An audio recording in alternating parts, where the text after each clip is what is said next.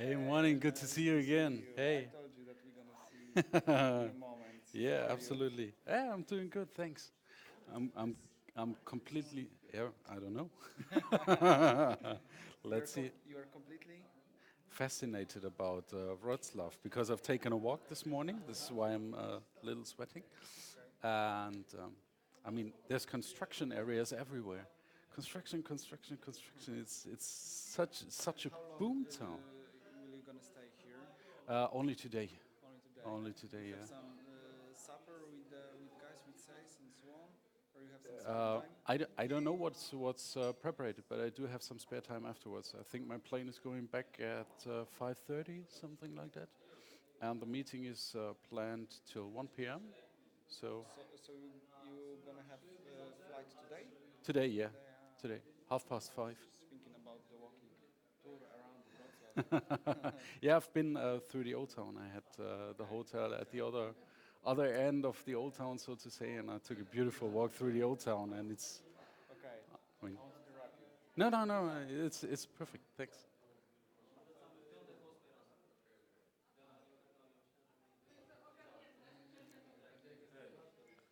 Hey, morning. I'm a Good to see you. new CEO of Hi, this company. I'm Martin. Yeah, good. Hey, good to see you. I might not be the whole meeting because we have some Yeah, urgency, but definitely it will be like for the yeah, 2 hours. yeah, Okay? yeah. Great.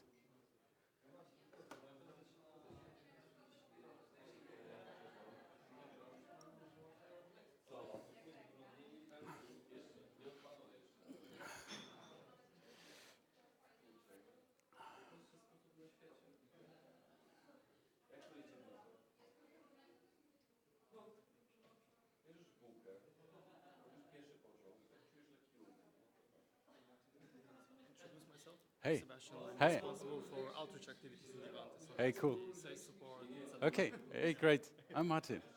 Pleasure to meet you. I know. I Yeah. watched the e-commerce talk, so Ah, okay, I see you.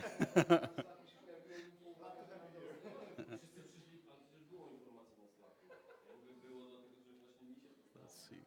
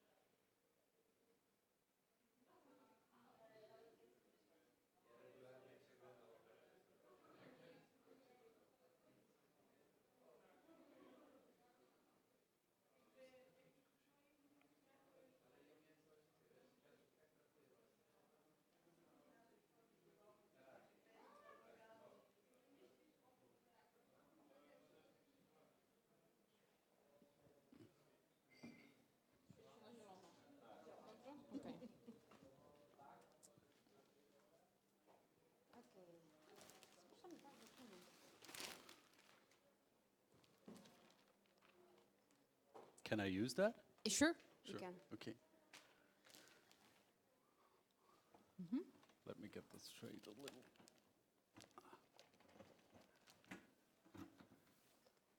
Okay, so I believe we can start. Today we have a special guest with us for the next meeting from the series Day in the Life of. We have a guest some of you already know. Martin Himmel is e-commerce consultant. We've met in the project for Wurt. I'm not always, I don't pronounce it, I No, would it's say, the correct. best way, It's great. I would say. And yeah, we thought that it would be a good idea to have him here because Martin is experienced in e-commerce, in B2B, in consultancy. So the areas we feel that needs, I would say, some strengthening in our competence, right? And we both, I believe, see the, I would say, the possibility of cooperation here in that area as we are more focused on technology and Martin is focused on helping clients, I would say, in growing their business, if I may say so. Okay, so Well said. that's all from me, I would say, as an introduction. I will leave to you the whole meeting. We have a streaming done, so the people that are remotely can also attend the meeting. And I believe maybe someone else will join us during the whole meeting. Okay, thank you. Great. Good morning, everyone. Hi. As you know, my name is Martin. Are you salespeople, key account managers, COO? Yeah. Okay. We have product designer and researcher. Okay. We have sales and we have delivery in both sales and person. Okay. As a COO, so we have different backgrounds. Okay. Okay. Yeah, it's great. And big compliment to start with. I would say that you really do those talks and try to understand customers from a different perspective, and this is something that makes you really different from other agencies, right? Because a lot of agencies, I'll come back to that later, are simply trying to get their stuff done, sell their products, sell their services, but don't really care about the customer, or understanding the customer. So it's a big compliment, and thank you that you're here, right? It's going to be a bit personal today. I'll share personal details with you as well, because I think that understanding the situation or the way we work or what we are trying to achieve, our reason why, is also connected to my personal fate, I would say, right? Okay, I hope you're comfortable with that. Okay, that's my family. Third child arrived in June, and the bigger one is Julia.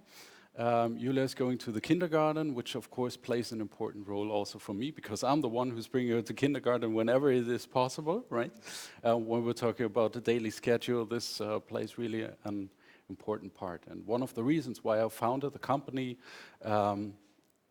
to be self-employed is really not going to the office at 7:30 and arriving back at also 7:30, never having anything from my kids, right? So I'm really trying to spend a little time with my kids, or being able to be a little more flexible with my time also throughout the day when I'm at home at the office, right? Okay, that's my last remaining hobby, I would say. Despite drinking red wine from time to time, but yeah, motorcycling is the last remaining hobby I'm currently having, and I'm also using it in the meantime to go to clients. So I'm trying to use the time that I have in the best way possible, right? Just to share some background. Talking about background, what is my background? What enables myself to really talk about e-commerce, helping the clients. I studied business and informatics together with Word. So this is also where the wheel comes full circle, talking to Word, 2003 with 2006. It was, we call it dual studies in Germany. So whenever regular students are on holidays, you're at the company working, right? That's dual studies, so to say. It takes 3 years with a lot of involvement in the company, seeing different stations, seeing different situations. And the big benefit for the company is, of course, that they get knowledge from the university on the one hand, and on the other hand, they get to know you. They also pay you for the whole time, for the studies and for the time at the company. So it's really a win-win situation, right? This was also the time when I decided not to work for a big company because of all the politics. 80% of your time when you're working in big companies is really about politics. Informing the right people, not informing the wrong people, telling the right things, not telling the wrong things, and I was a little, yes, let's say, sick of that. I then co-founded eFulfillment, which is an e-commerce platform similar to a little bit of commerce tools, a little bit order management, a little master data management like PIMcore. So it was an all-in-one solution also for people selling on Amazon, selling on eBay, having all the APIs, having all the data in the right place. So this is really the brain of your e-commerce activity. When you're a seller, you're a business owner, you use eFulfillment to really fulfill all the digital channels, so to say, with the right products with the right information and getting the order straight into your ERP if you're having one. This is what I was doing until 2013. I was the CTO myself. I've seen every line of code in there for quite a long time. And I decided to do something different because I was understanding how e-commerce works in the machine room, so to say, how it works in the operations in the daily business. I've seen a lot of setups. But what I wasn't understanding is, everything okay? No, I just wanted to turn off the light because Okay, okay. Can you see it better? Yeah. Quite dark on such a day, but yeah, let's try. Okay, I joined UDG. It's basically an agency claiming to be able to do e-commerce, but they aren't. So they focused on large companies regarding digital experience platforms, websites, and so on and so on. As a project manager, to understand how online marketing works, to understand what a good user experience is, to understand what a customer journey is, because this is something I've never been able to touch when I was at e-fulfillment, right? Because you were only talking about data interfaces, you were talking about profits and margins and so on, but you've never been on that digital journey, how the customer can find and buy your products, right? Okay, this kind of shocked me, those 2 years, so much that I decided to found Ecom Consulting with a colleague from the agency, with Oliver. What really shocked me was that the agency didn't care about business models or what really is the situation of the customer. They were simply selling their, I don't know, first spirit or Sitecore or whatsoever. They were simply doing what they can do best, that's okay. But if it fits to the customer or not is a different question, right? We'll come to that in a minute.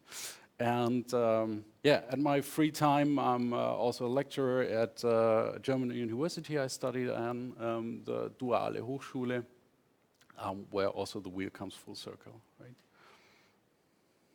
Okay, just to give something back, right? Okay, so why we founded the company is quite important to understand also because you're on the other side of the table. Often you come into play as an agency when our work is right in the middle, I would say. We're a little bit before you in the timing schedule. And why we founded the company is easy to explain. What you often have in e-commerce projects and setups, I don't know if that's similar or counts also for your companies, but it especially counts for small and mid-sized companies in Germany. They often say, I want an e-shop, and I need it, and this will solve all my digitization issues and problems and whatsoever. But what the customer often doesn't understand is what is really behind being able to operate an e-commerce infrastructure. Because if you're a manufacturer and you're used to ship big pallets, it's really an issue to have small parcels because the warehousing is different. You're not thinking in pallets, you're thinking in one pieces, which is not usual for a lot of manufacturers. Can you imagine?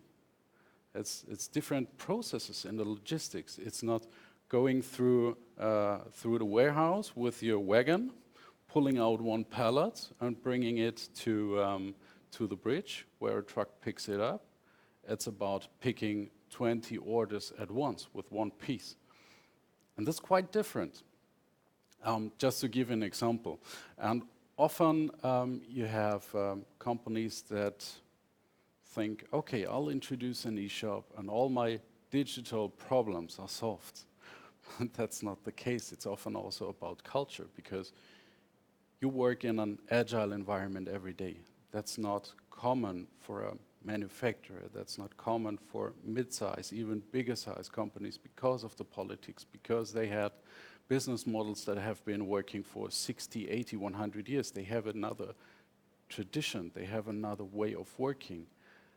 And then on the other hand, there are agencies coming or service companies coming wanting to work in agile, right? having acceptance cycles of 1 week, 2 weeks, giving constant feedback, hanging on in daily meetings, and so on and so on. That's not common, right?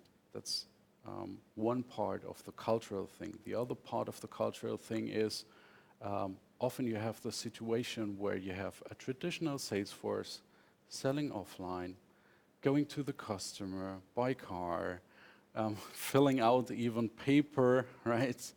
Typing it into ERP in the afternoon, or having phone calls to I don't know, the locations, the dependencies.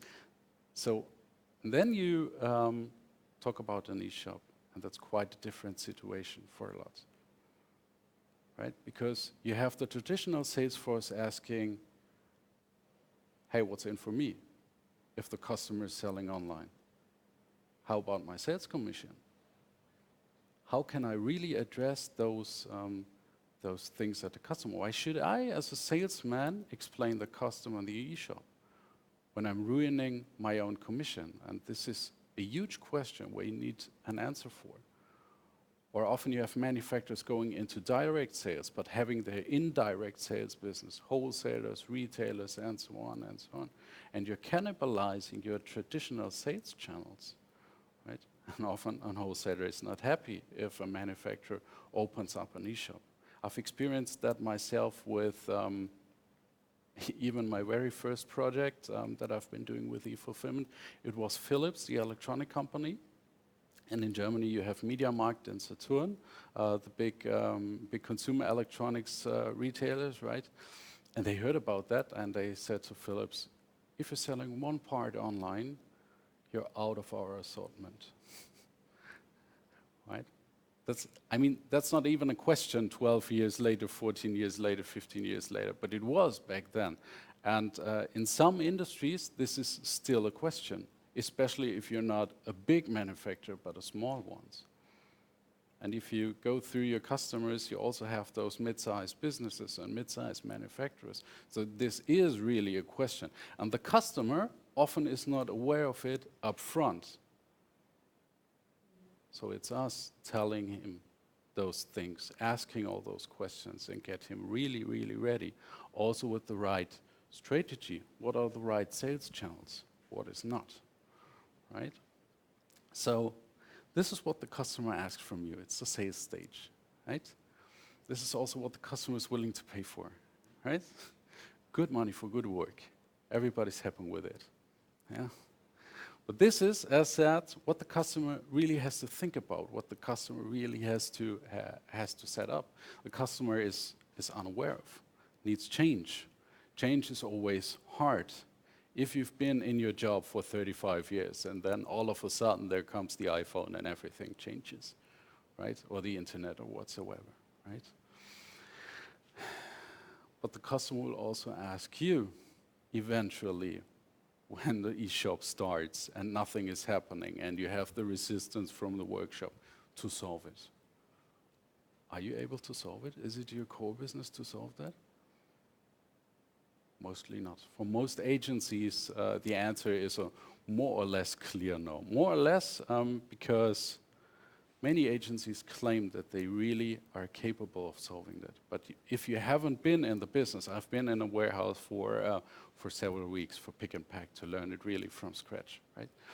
And if you've never been in that e-commerce business, in those cultural change projects, it's really hard to understand. And of course, it's also a different standing, no matter who you are. If you're coming from an agency, if you're coming from a service company, it's a different weight that the customer assumes in everything you're selling, in everything you're saying, right? But the customer also doesn't want to pay for that. And the costs, if you compare it, it's 1/8 and it's 7/8 if you're referring to the ICE, and it's the same for the costs often, because ERP systems have to be opened up, have to be customized, have to be updated. You have to introduce a PIM system, a master data management, right? It's not done by setting up an e-shop and pressing play. Somehow, product data has to come in there, and in a way that the customer feels comfortable with the products. That was a retailer's job back then, but if you're a manufacturer now, you have to start, initiate, and control the customer journey throughout all digital sales channels. And if you explain that to a traditional marketing department from a classical manufacturer, that's quite a lot of change, right? Often, and that's completely okay, don't get me wrong, often the agencies also say, hey, that's your business. Our business is to get up a state-of-the-art, well-running Magento shop with a quite good PWA, with a good customer experience, right? And you're doing a good job. Okay? So agencies, I wouldn't say do not care for, but say that it's not of their business. But of course, the customer has to solve those problems before going online. Because if you're going online with your e-shop and it doesn't perform, you don't have the sales, who will the customer blame in his next internal meeting with his boss? It's you, the agency, right? Often they don't say, hey, it's our fault because we don't have the data. We have a master data management issue. But we don't have the product data. Nobody's buying online if you only have a thumbnail, right? Or no image at all, right? And of course, this is also not your business model as an agency. For some, it becomes in Germany, more and more agencies are starting their consulting unit from the experience they've collected, but often only from the outside. And this is something what really differs us from classical traditional consulting, among other things, is that we're all insiders. We've all operated e-commerce. We've all experienced those things. We were in a warehouse, right? Okay, so that's the customer's dilemma, understanding those things before it goes wrong, right? Before the tragedy comes into life. And this is especially what we do, helping to digitize also business models, going from offline to online, like your Tim case is classical, one of our typical, would be one of our typical customers, really helping them find the right strategy, but also making sure that the strategy comes into place, right? With the right systems and software selection, with an agency selection, with a vendor selection, with also finding the right requirements for that, deriving it from the strategy. How often do you get RFPs with 3, 4, 5, 6 pages? Or a one-pager, scalable, has to be efficient, has to be flexible, right? Has to be safe, GDPR conform, and so on and so on. And we all know that's not a proper RFP, but it's the best thing that the customer can do at the moment, right? That's the dilemma. So the customer has in mind, I don't know, the new Mercedes S-Class when he's bringing that RFP upon. What he's often getting is, I don't know, a VW Polo and the basic version, right, with the basic engine.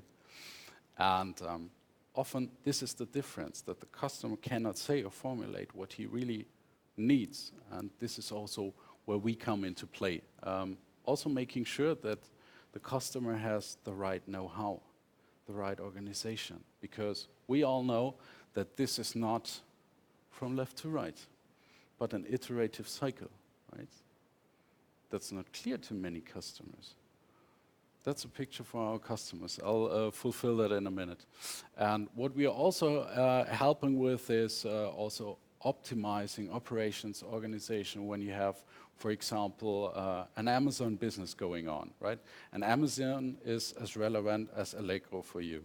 Amazon is doing 50% of the online sales in Germany, either direct or via the marketplace, right? So often they've started an Amazon business, they're a vendor to Amazon, and Amazon sells the products. And more and more often Amazon deteriorates the conditions. You have to deliver to the Czech Republic, in narrowing time frame. You have more and more commissions going to Amazon and so on and so on for, I don't know, having an account manager at Amazon and so on and so on. So the conditions get worse when you deliver, and that's often a dilemma where German companies are really in, because often if you start Amazon, it's like a drug, right? You get addicted very, very fast, and often you have traditional manufacturers in Germany making 10% of their revenues with Amazon. And stopping those 10% is often not an option, right? So this is also something where we can help. Or your business is growing, your warehouse is full, you don't have the efficiency in your warehouse, and so on and so on. This is also where we come into play. Or also helping with the marketing, because a lot of companies are focusing on gaining new customers, more or less completely forgetting existing customers, right? That's also something I like about Divante. You have your open loyalty and you take care of those things and you place that into the customer, make it clear to the customer, hey, right? This is also something that has to be told to customers, because in the traditional B2B commerce, you have your relationship with your clients for 5 years, 10 years, 15 years, longer. That's different in a digital age when you have Amazon business, where you have Mercateo. You don't care about the supplier anymore, right? So it's really important to take care of your existing customers, and it's cheaper, much, much cheaper than gaining a new customer, right? I don't have to tell you that it's 20 times cheaper, right? Okay. To make the wheel full circle, of course, this is an iterative process, and you're learning a lot from the implementation. To change your strategy, to change your approach, to change also your IT systems, your APIs, to build up things more and more subsequently. And of course, it's important not to define some kind of strategy without knowing what is going on in a company, right? So if you have a small company becoming the market leader at, I don't know, wanting to become the market leader at Amazon, making, 50 million euros online in a business, are they really capable of doing that? Regarding systems, regarding processes, regarding organizations? Of course you can define that strategy. But if the strategy is set up and after 2 or 3 or 4 or 5 years, you're not even close to fulfilling the strategy, that something has gone wrong. And this is frustrating for people when the CFO asks those questions, when you've spent a lot of money and nothing's going on. And this is often the reality. You had a question? Yeah, because as you said, the strategy should relate to the processes, the system of your organization's structure, but shouldn't those actually be an impact for the strategy? Yes and no. What you've been missing is that arrow going there. Of course, there's a cycle here. Those are cycles. And often you have traditional customers thinking from left to right, completely forgetting that this is a cycle. So of course, you have to adapt your workforce. You have to adapt your processes, depending on what you're doing here, what you're expecting in 1 year, 2 years. And it's really, really important to do that planning, no question. On the other hand, defining a strategy without taking into account what's possible prospectively in your organization is more or less common in a lot of consultancies and a lot of strategy projects, and we're here to close this missing link also. Yeah, absolutely, yeah. And often you have, I hope that's visible also in on the digital way. Okay. Often you have your market consideration, right? Market consideration means sales channels, competitors, business models, USP, services, and so on, right? And then the basic thinking is you take what's happening in the market And then you address the things in your organization, in your company, regarding IT systems, regarding processes, finding fulfillers, finding agencies, and so on, right? But if you're deciding to do direct sales via flagship store, beating Adidas, I don't know, right, with with a trillion-euro business, right, and you don't have knowledge about marketing, ordering an agency you cannot steer, you cannot conduct because you're missing the knowledge, then it's useless, right? So of course, you have to evaluate what you can do gradually, and it's really, really important to start the journey. Rather yesterday than tomorrow to start the journey, right? Because more and more things are happening online and digital. I don't have to tell you, right? And what we are often doing in the projects is to start both things in parallel. A little like we've done at the Word project, right? To really make the customer think about markets, about competitors, about advantages, about assortments, about additional service, how you can differentiate yourself from your competitors and really win in the market in times of comparable pricing, in times of comparable services, and so on and so on. But on the other hand, also asking the organization, where are the bottlenecks? Going into the capabilities of an ERP system. Possibilities and the challenges. Yeah. Both at the same Absolutely, time, absolutely. and then kind of crafting the strategy to kind of address both. Yeah, absolutely, absolutely. And in parallel, out of those results, we're often also starting with the customer some optimization projects. Because often it's about processes, it's about communication, right? Always with, or what is, yeah, always, mostly with the CTO coming with me, asking the questions. Often this is my part, right? And often a CTO says things like, why didn't you tell me? There's an easy solution. I didn't know that.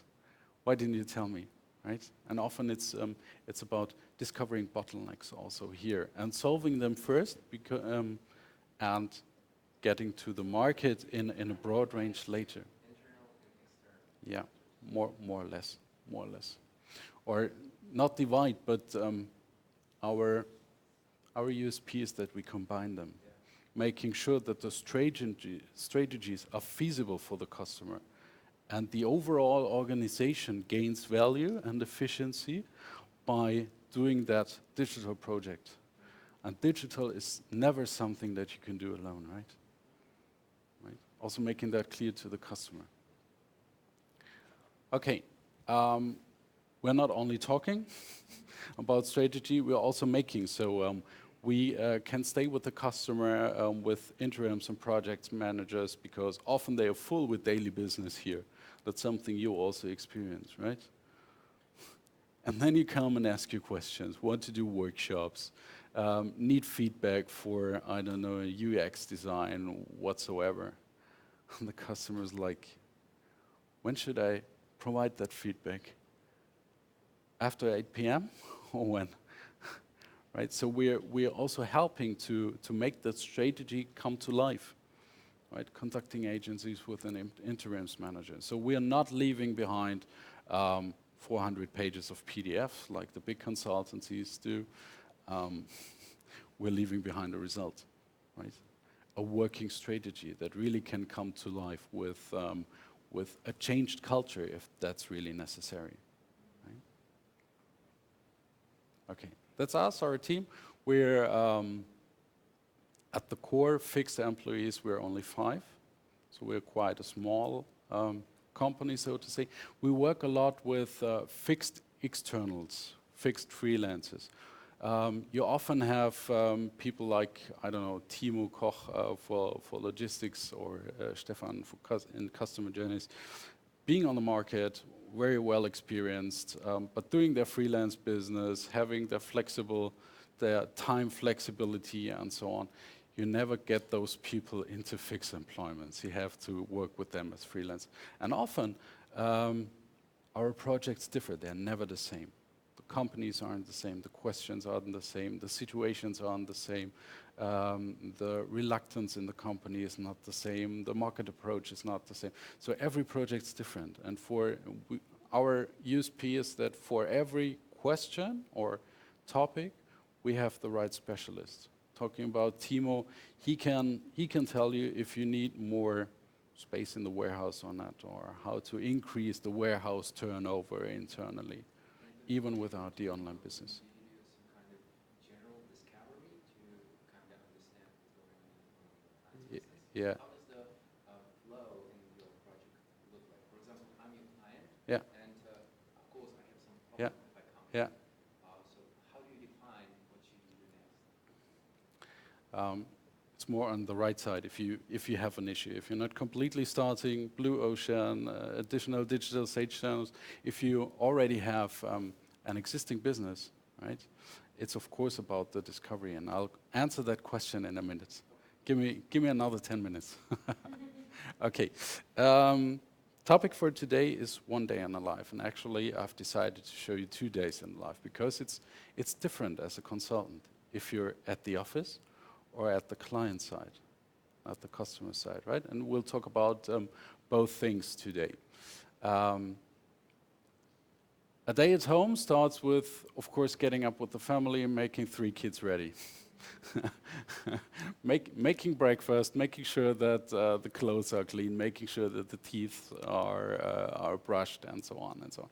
I bring my oldest child, Julia, 4.5 years, to kindergarten whenever I can, whenever it's possible. When there's no telco, I try to work that a little around, right?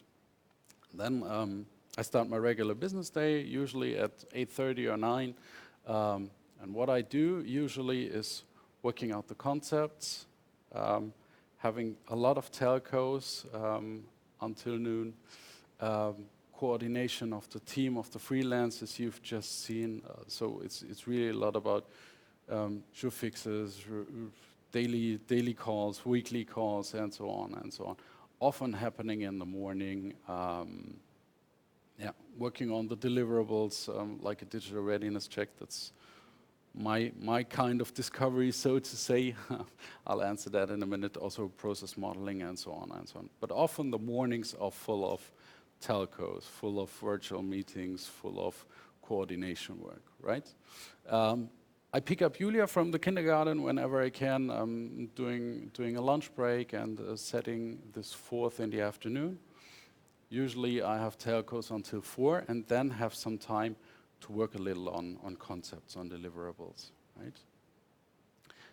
After that, I spend around 3 hours for the family, which is more or less holy for me. Making dinner, make sure the teeth are brushed, making sure that they are wearing the right clothes to go to sleep, doing the housekeeping, doing the kitchen, and so on and so on. Bringing the children to bed, telling goodnight stories, and so on and so on, right? After that, I have 1 hour for myself, usually. Going for a walk, taking the dog outside with a neighbor. Or if I have a business meeting, I travel to the location, of course, right? That's what everybody knows and does. And after that, my third shift starts, so to say, until 12 p.m. That's the fate of a business owner, right? And then the telephone doesn't ring. Then you have time to work. You sometimes do not have 100% of your concentration left, but you have the time to work things really out. And this is why you often receive emails late in the evening from me, right? That's my day at home. Yeah.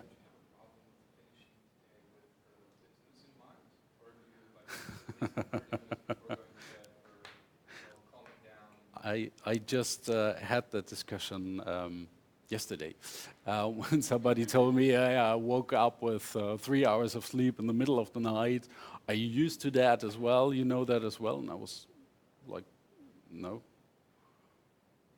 not really. I love what I do. Right? And of course, there's always an emotional involvement because it's never just a job. It's a difficult situation for all of my clients. They have their issues, and of course, Sometimes it's even about their existence.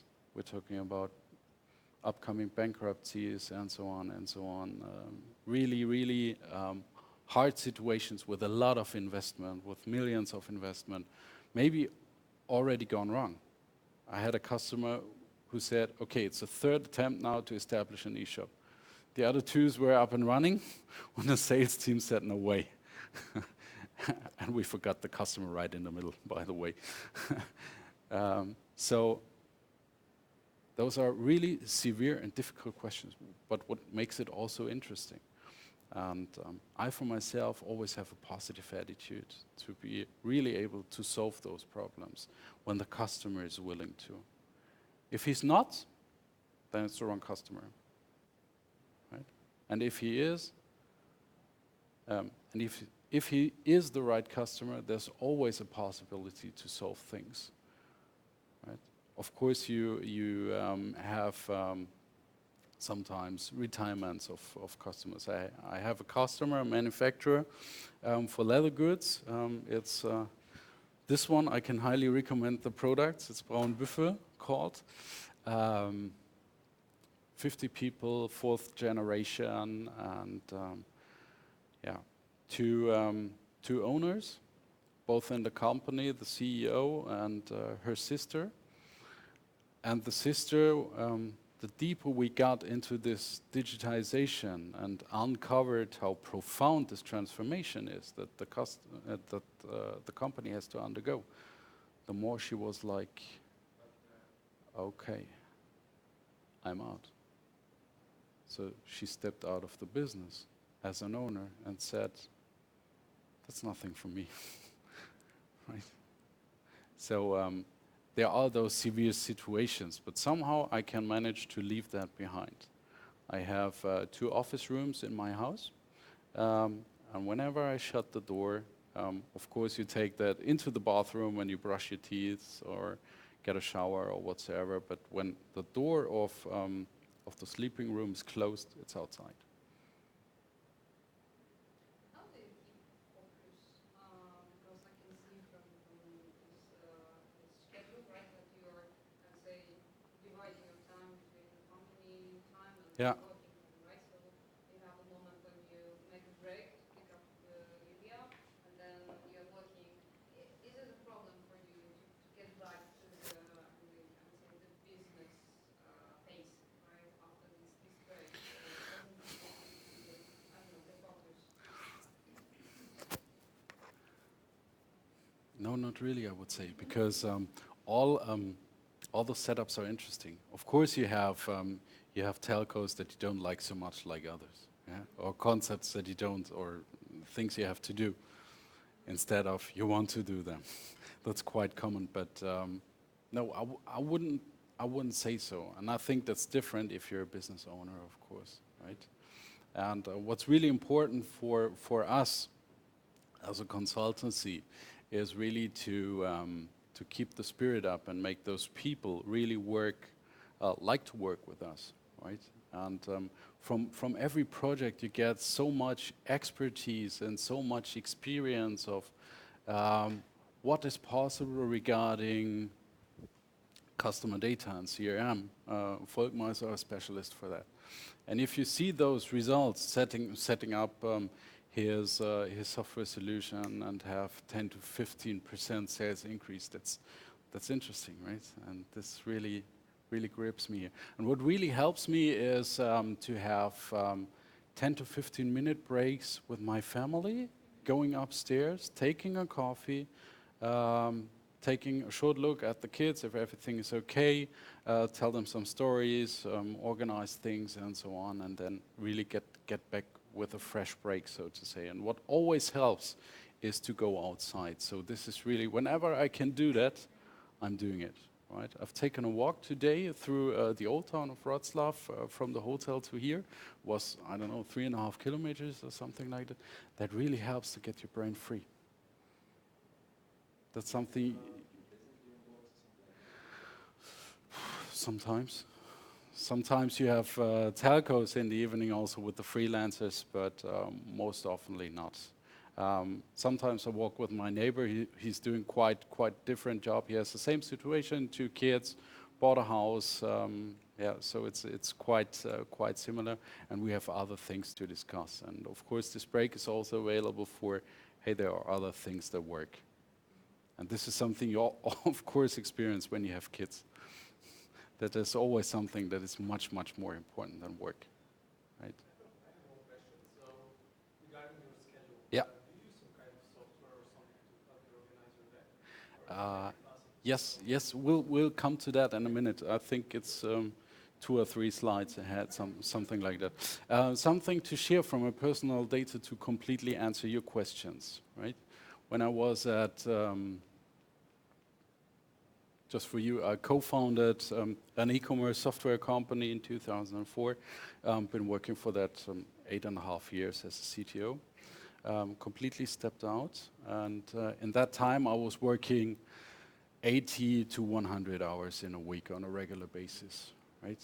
And this is where you start becoming lonely, because your friends don't contact you anymore because you don't have time anyway, right? This is also, yeah, it was quite similar with all the girlfriends back then. It always came to a point where the girlfriend said, hey, I need more attention. And I always said, I told you, when it comes to that point, my decision is for the company, because I'm building up something big here, right? And until that company is big, everything in the private life has to wait, right? So I was living my company back then. And I did that shift also because I wanted to have kids. I wanted to have private life. I was sick of working 80 to 100 hours. So I've had that, and I'm aware of that. 8 years. 8 years. Yeah. Yes, it was. It was the last exit to the burnout. And when this became clear, it was clear for me, I have to change something. I have to change the company. I have to change my life. No, that came later on, literally, because I met my now wife in 2011, at the end of 2011, and this was the right time to raise all those questions, right? So I made sure for 1.5 years to document everything, to prepare a takeover of my job from other people, right? And really make sure that when I'm stepping out of the company is doing good. And all the knowledge, or as much knowledge as possible that I have regarding the company, remains in the company, right? So this was really a mind shift for me. And then there came the shift to an agency, to UDG, and they had time tracking. And I started at 8, and I was done with my time at 4:30. I was like, hey, that's like half a day off for me. What am I supposed to do with all the time that I have right now? And this is where I made some sport. I started to photograph in that time, and so on and so on. So this became more or less real here, right? Okay, just to fully answer those questions, honestly. Okay, any other questions to my day at home? Despite the tools, I'll come back to that in a minute. But of course, who of you has kids? One. It's not so popular. You know, this morning in Wrocław, I've seen so many young people. So they have to come from somewhere somehow. Okay. Is that immigration? It's a city that attracts a lot of Okay. Yeah, actually, I have one question. So it looks like the first 2 parts of your day are mainly the calls and Yeah. just doing Yeah. Communication. communication with Yeah. the client. And the last one, I see there's like marketing, administration, and so on. Mm-hmm. And what is the main goal of that last part? Because from what I see, those 2 Yeah. first parts are like the keeping the business alive. You mean the last part? Okay. Fulfilling all those things that I promised in the telcos. Okay. Okay, so I would say no. That's the time where I can work, without a telephone ringing. Right? Concentrated and focused work. And I believe it's the time just on a company as it is, right? Yeah. So to Yeah. work on the activities that are aimed for Yeah. business in Yeah. a company. Yeah. Yeah, Yeah, as well. Yeah, market. Responsible like keeping it alive and Yeah. just like growing it. Yeah, yeah. You can also say the regular business day I'm working in the company as a specialist, and half of the time after 9:30 I'm working on the company, developing the company, white papers, marketing actions, and so on and so on. Right, taking care about content, websites, preparing talks like this, and so on and so on. That's something that often happens in the evening. So that's like your strategy. That's my strategy. Yeah. Yeah. Nothing wrong with it, of course, it's very intuitive, but it's very important. Yeah. 7 hours sleep, Yeah. regular sleep. Mhm. How this is, so because this one is brilliant, it's how you try to, structure the day. Yeah. Putting all the pieces together. What about really, I mean, the sleep in your life? Yeah. How can you, not taking things, Yeah. in your head when you, Yeah. you squeeze the pillow Yeah. and think, shit, I will wake up at 7. It's changing to 5:30 because Yeah. I will not manage. Yeah. Yeah. How does this, because the day could be manageable. I mean, for Yeah. instance, just popping Yeah. back, what about really having the possibility to disconnect and just go to sleep, have this sleep? Yeah. Yeah. Often I have, I'll take an additional half an hour, I would say, to get myself ready to come out of the bathroom with a clear mind. And of course, sometimes I'm doing a recap of the day. I'm doing my time tracking, which is an implicit recap of the day, if you take it like that. Hard to say, really. Often it's only 6 hours of sleep, and yeah, we're sleeping with the kids in the same room, so often it's laying 6 hours in the bed, and yeah, I'm sleeping very deeply. That's my advantage. I'm laying down and then I'm gone, really gone, and then I'm waking up. Lucky me. My wife sometimes tells me what happened at night and that I was awake, and she asked me questions, but yeah, yeah. Yeah, you know the situation, right? And I think, I've seen that this is very interesting because for some time my husband was working in a different city and he was coming only for weekends. yeah, And this was the moment where I was switching off during the night because I knew that he is yeah, here so yeah, he can take care of yeah, the children. So yeah, from the Monday to Friday I was waking up yeah, on the littlest sound, yeah, and Saturday and Sunday I was soundly sleeping yeah, once. yeah, yeah, absolutely. It's Yeah, it's my time, right? it's absolutely fascinating how this works subconsciously, right? So it's the same for me, but in the opposite direction. Whenever my wife is there, I can switch off my brain at night. Yeah, it's really really hard. But I think it's a different commitment and involvement if you're a business owner, because it is you and your company, and the customer has, especially when you're small, the company has your core values, and this is what you transport. And my partner Oliver is quite similar. Also has 2 kids. Also had his share of high involvement work. Also had his failure, like I had with e-fulfillment when I stepped out the company. So it's It's not helping you something that end of the day, you just have this, at least a thought. So it's not just some emotion, it's the thought that today we did everything that we just could. mhm, That there's nothing I can absolutely, compute in my mind at absolutely, this moment. yeah, So it's like deadline, and I can disconnect. yeah, yeah, yeah. If you leave office with the thought that, hey, you're one step ahead for every company that you touch today, for every customer that you touch today, you did the best you can. You see some results. I think that's the key for really letting it go at night.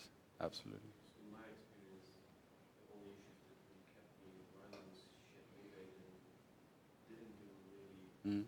all the best Mm. content today. Mm. So Mm. it's this. I mean, we're all working on virtual goods. We're not building walls.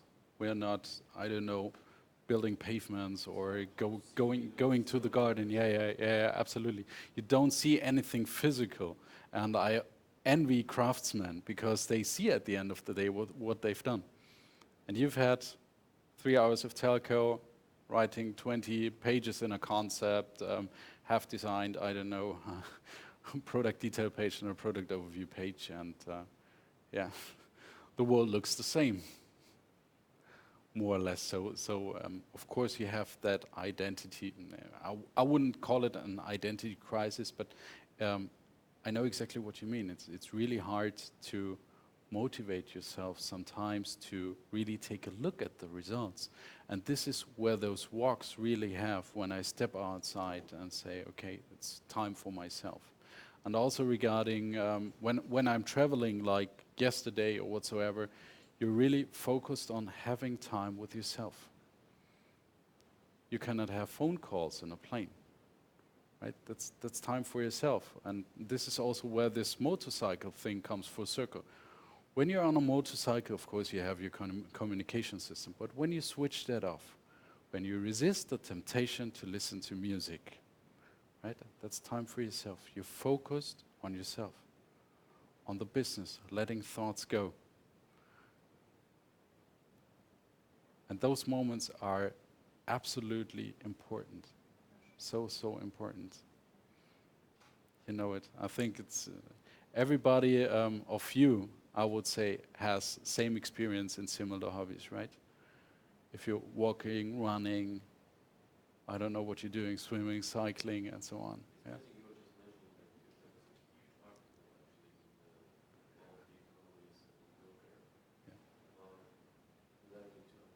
Yeah.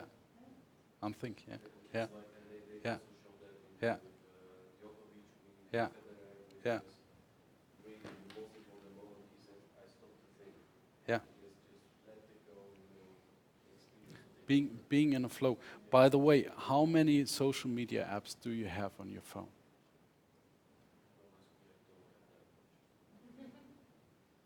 Every one of you? 5, 10, 0? Yeah, I removed everything and I like it too. Yeah. No. It's two. It's WhatsApp and Google Duo. That unleashed so much power, creativity, and time. I can recommend everyone. Tom Karvatka has done the same, and I was thinking about that for months, and I saw Tom's post, and I said, okay, I'll try that myself as well. Right? And if you take a look at my profiles, if it's Facebook or Instagram, or I'm having that all, there aren't posts for a month in the meantime. And what you find out, and this explicitly counts for our generation, is that the world keeps turning. If you don't post your meal on Instagram, there is a generation in Germany for which this is quite shocking to experience, right? However, the world keeps turning, and this is one of the keys to really let go. Stop. There is no time for wasting time. Yeah, if you take a look at that schedule, so you really have to keep focused. And this is also why I said I stop all the hobbies, despite motorcycling. Yeah, the only thing that I'm still doing is being a lecturer at Dual University, as said. No freelance business, no photography business. I've let them all go. Right? Yeah. Yeah. Yeah, yeah, yeah, yeah, absolutely. That's something that everybody has to learn, I would say. That's the real key to success, to be focused, to keep focused. And if you've experienced a near-time burnout, I would say, like I did at my time at eFulfillment, if you've had that experience, you know about the value of concentration and focus. Right? And it's really, really. Sometimes it's very tempting. You receive an email at Facebook that something's going on, or Instagram, or somebody liked your post, or whatsoever. You know that all. Yeah. Fuck it off. The world keeps turning. If you have 56 likes or 650 likes, in the end, nobody cares. And this is something that everybody has to find out for themselves. Also, not to take yourselves so important. Right?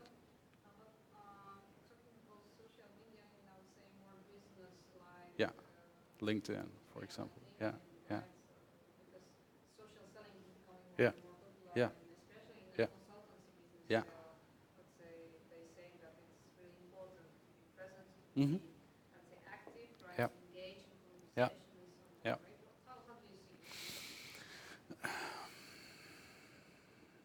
You know, I have my problems with the traditional consultancy business, as said.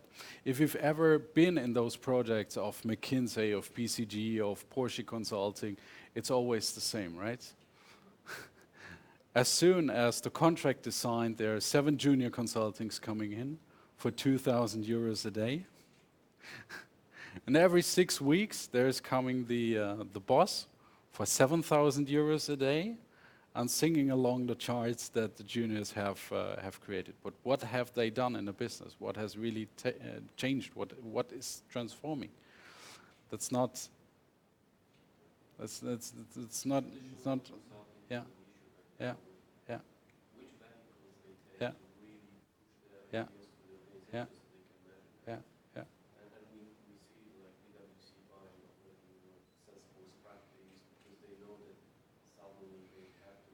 Yeah, yeah. Or talking about Deloitte with Deloitte Digital, or if you take a look at Accenture, for example, they're buying so many consultancy business in Germany. Yeah, yeah, yeah, yeah, yeah, yeah, yeah, yeah, yeah, yeah. Yeah, they've all understood that this classical traditional consultancy business is over, more or less. If you're not a big company, for bigger companies, it's often like SAP. You take the big ones to cover your ass, because if you take the big ones, that can be a failure. It's a risk to take the small ones, the experts, right, coming from the practice, yeah, from the everyday work, the insiders. What do you mean by that?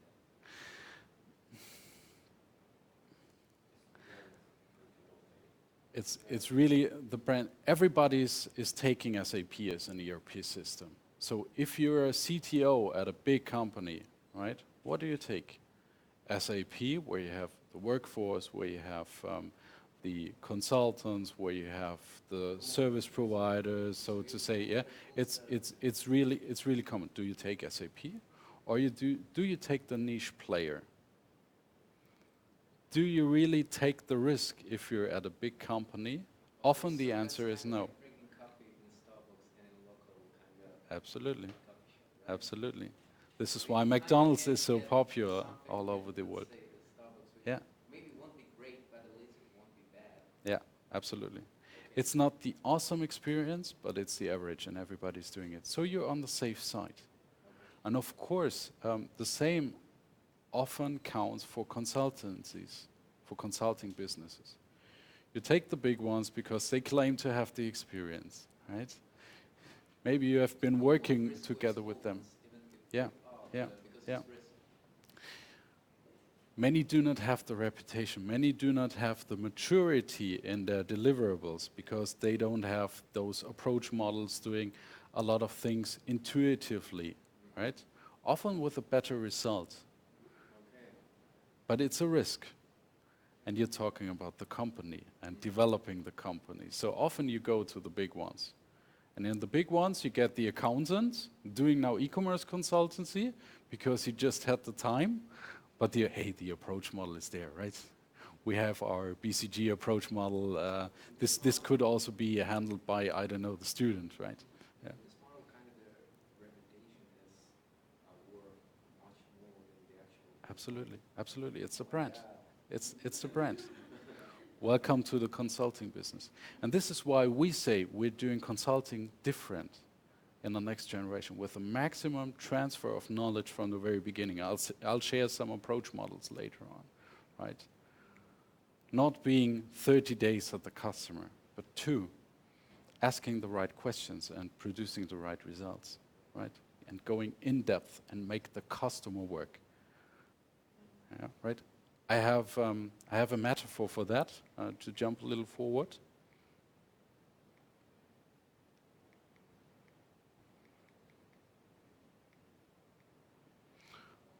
often I tell the customer you have two choices.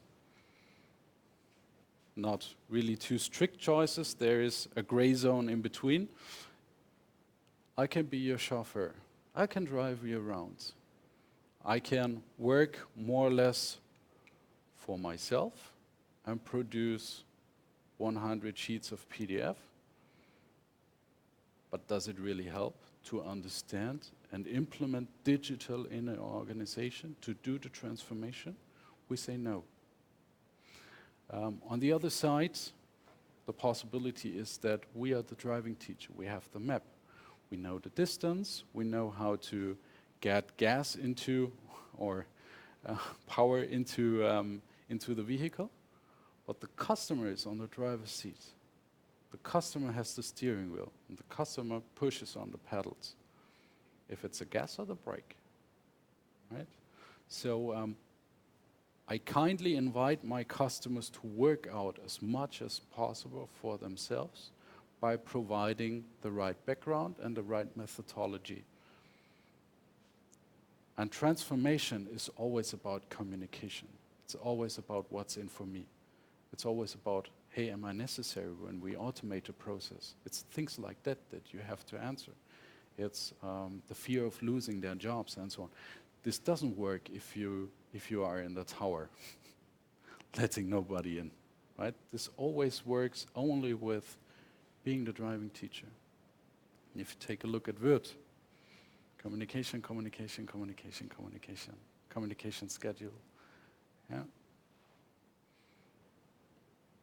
That's often the case in a transformation case. And most of the cases and most of the customers that you're working on are transformation customers, not digital startups with a blue ocean strategy, with a completely new team. It's always based on the existing one. And with that, it's always transformation. Yeah? Making the same people doing different things and enjoying it and knowing why they're doing it. Right? That's the key of transformation. Question a little answered? Not yet, I know. Yeah, actually, one more. When you do this transformation, Yeah. are you the company who's responsible for implementing? No. No. That's where we step out. So you just give advice and the kind of way. What is our business model?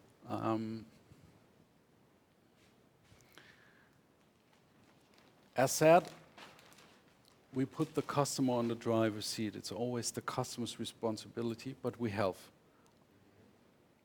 We're also doing project management, interims management, and so on and so on. We're doing a lot of teaching. But regarding the concrete question of, say, a vendor or system selections, don't want to take the red one.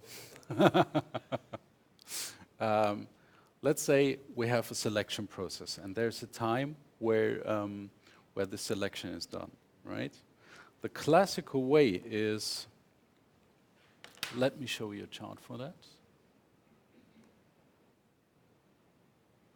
Yeah, I have it with me. You have two possibilities of implementing, say, an e-shop, an e-commerce software, right?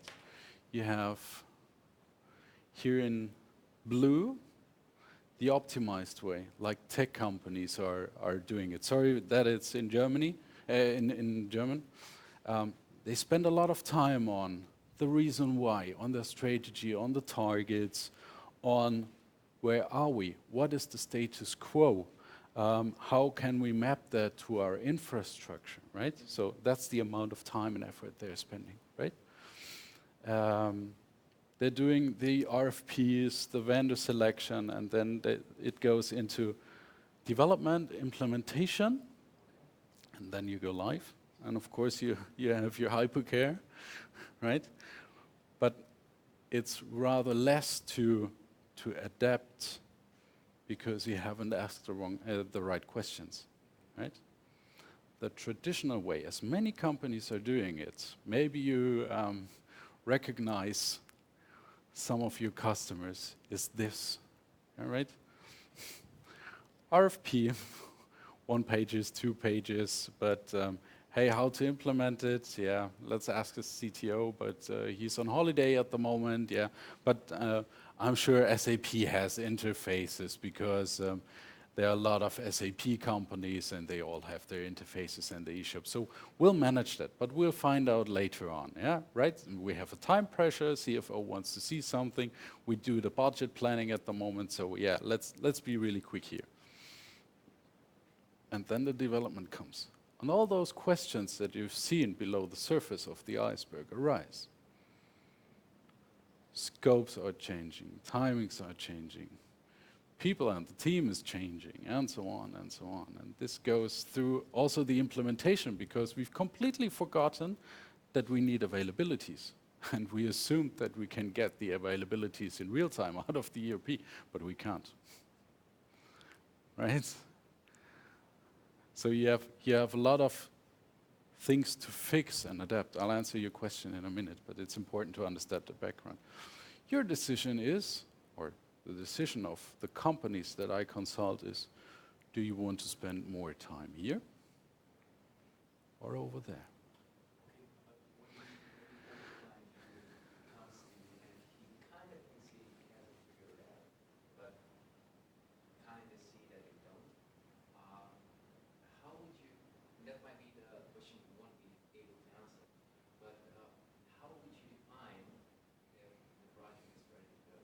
Mm-hmm. I don't know if that's not too broad a question. Not at all, because it's the most important question when it comes to vendor selection and implementation and spending €500,000, right? I'll come to that in a minute. Your previous question was, why aren't we responsible? Yeah? What we help our customers is often rather here and understanding the situation and the questions and asking the right questions. Also do this, this status quo determination. Yeah? Where are the bottlenecks? What is to be fixed first? What are the basics to be ready to start the project? Right? This is where we are helping. But the implementation, the actual implementation is done by the vendor and the customer.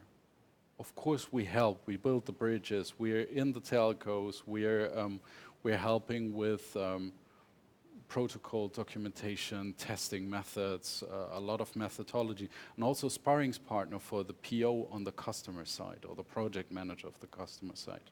Often they don't have POs, they have project managers, right? The part-time employee out of the marketing is the project manager often, right? And in an ideal case, the customer has understood that this is not enough and that he needs an additional project manager. He needs to manage the projects. It's a lot of communication.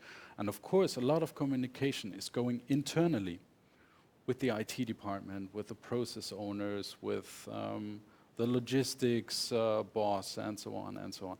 And often you have those connections build up over years. And it's not easy as an external to build up those connections because you're external, you're a service company from the customer's perspective, right? So you have, on the one hand, an understanding because you have the experience, but often the customer assumes that you don't understand the business model of the customer or how the customer is really working, the culture, and so on, right? And this is easier if you have an internal project manager with us in assistance. And asking the right questions, being the driving teacher, having the map, conducting the project. Yeah. Absolutely. What we work out with the customer, if the customer wants to. Yeah. You kind of take the business knowledge and the business overall, let's say the market knowledge, and they take their business knowledge and you kind of combine them. So to say, yeah. I was about to say, we of course also help to build up the project plan. And a good project plan that covers everything beneath the surface has at least 600 lines. Right? So we're helping to ask the right questions and address those things internally. And of course, if we're going for the blue curve, this implementation phase and this development phase is a little longer until the RFP However, the customer is ready from the inside. The logistics is able to send parcels, right?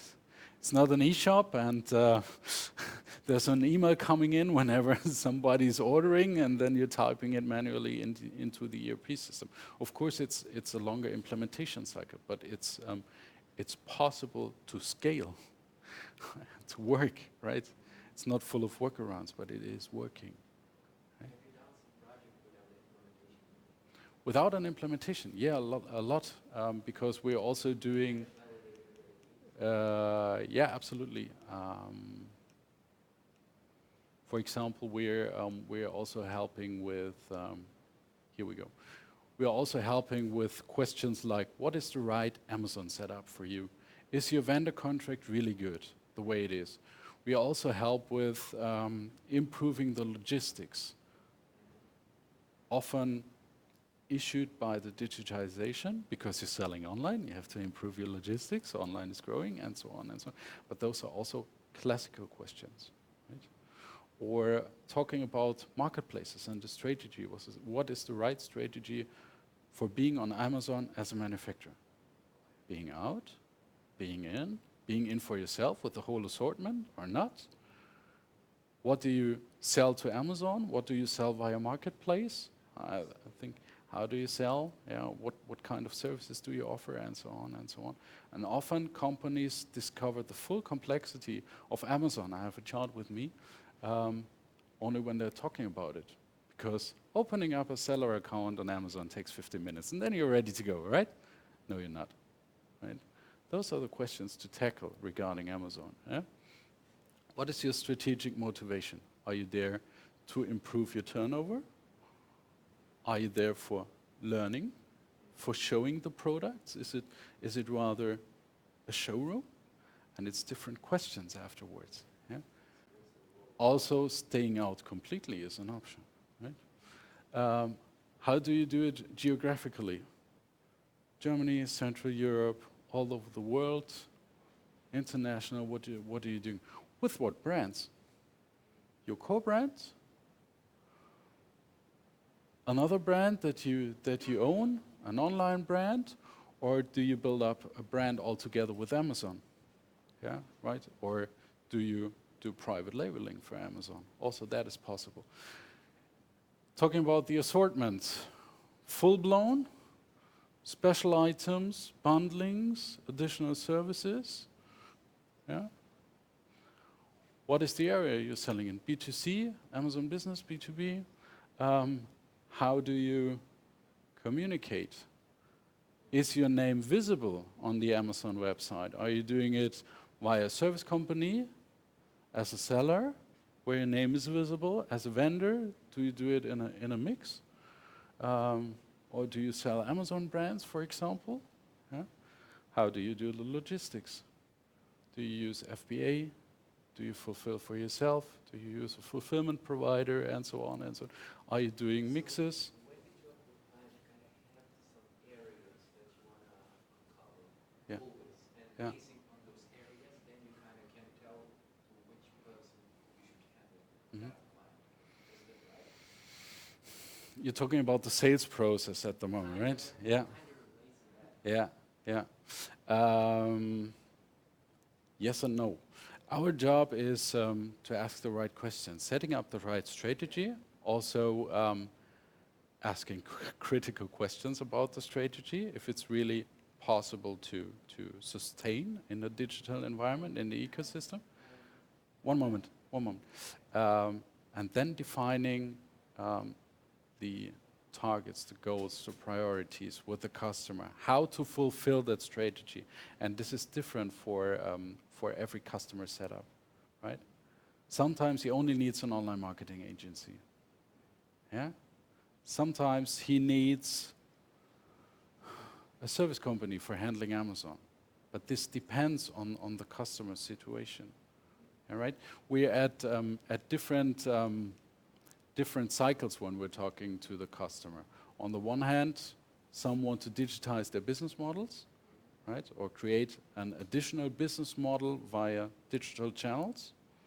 But that's a different question. We are also helping customers who are right in the middle, struggling, facing with problems, increasing profit margins, not being able to focus on existing customers, for example. Having a logistic, creating and optimizing, yeah. Creating the business and optimizing the business, yeah. That's how you can put it. And of course, every situation is different. And there's a huge difference between a manufacturer and a brand, a wholesaler and a retailer. Yeah, yeah. The question of mine is, I would be here Yeah. to ask that one, is when you talk with client, of course, there are, there may be so many questions you could ask. How do we know what the right questions are and where the bottlenecks are, right? Okay.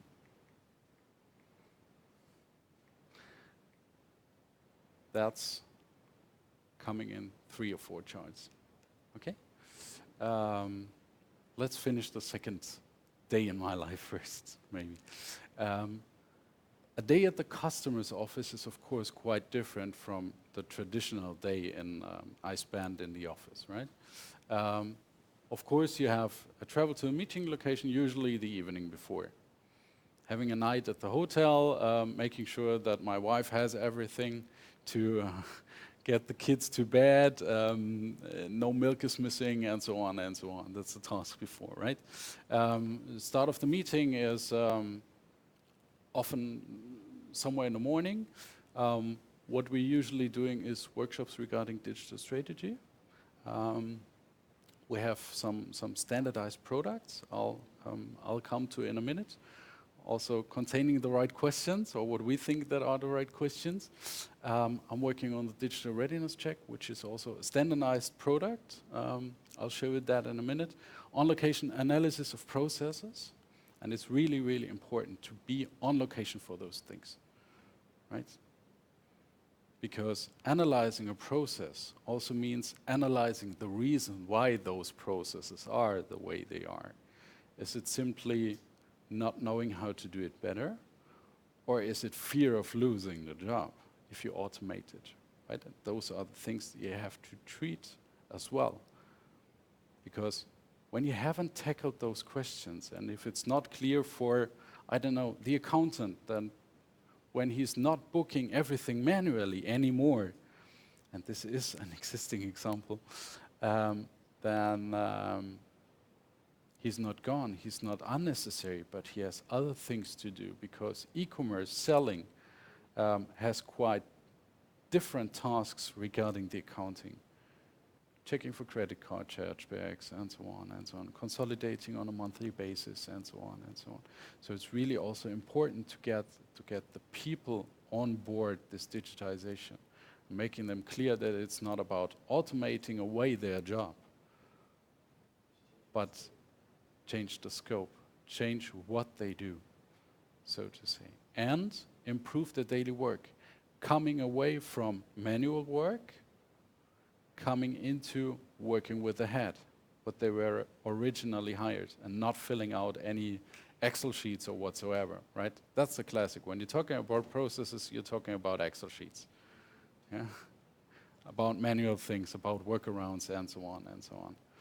And the ideal situation is when you've talked about somebody from the operations and made clear to him that you're here to improve the job, to improve their daily work, not to take away their job, but to make them able to work in a better, more efficient way without those unnecessary Excel things, right? And the ideal way is that somebody from the operations you've talked to, analyze the processes, is fully committed and says, hey, I'm looking forward to that change. That's the magic moment where people on the basis try to drive the change instead of blocking it, because they're looking forward to the results they've understood, if they like the change. Yeah, absolutely. But that's kind of the ideal result.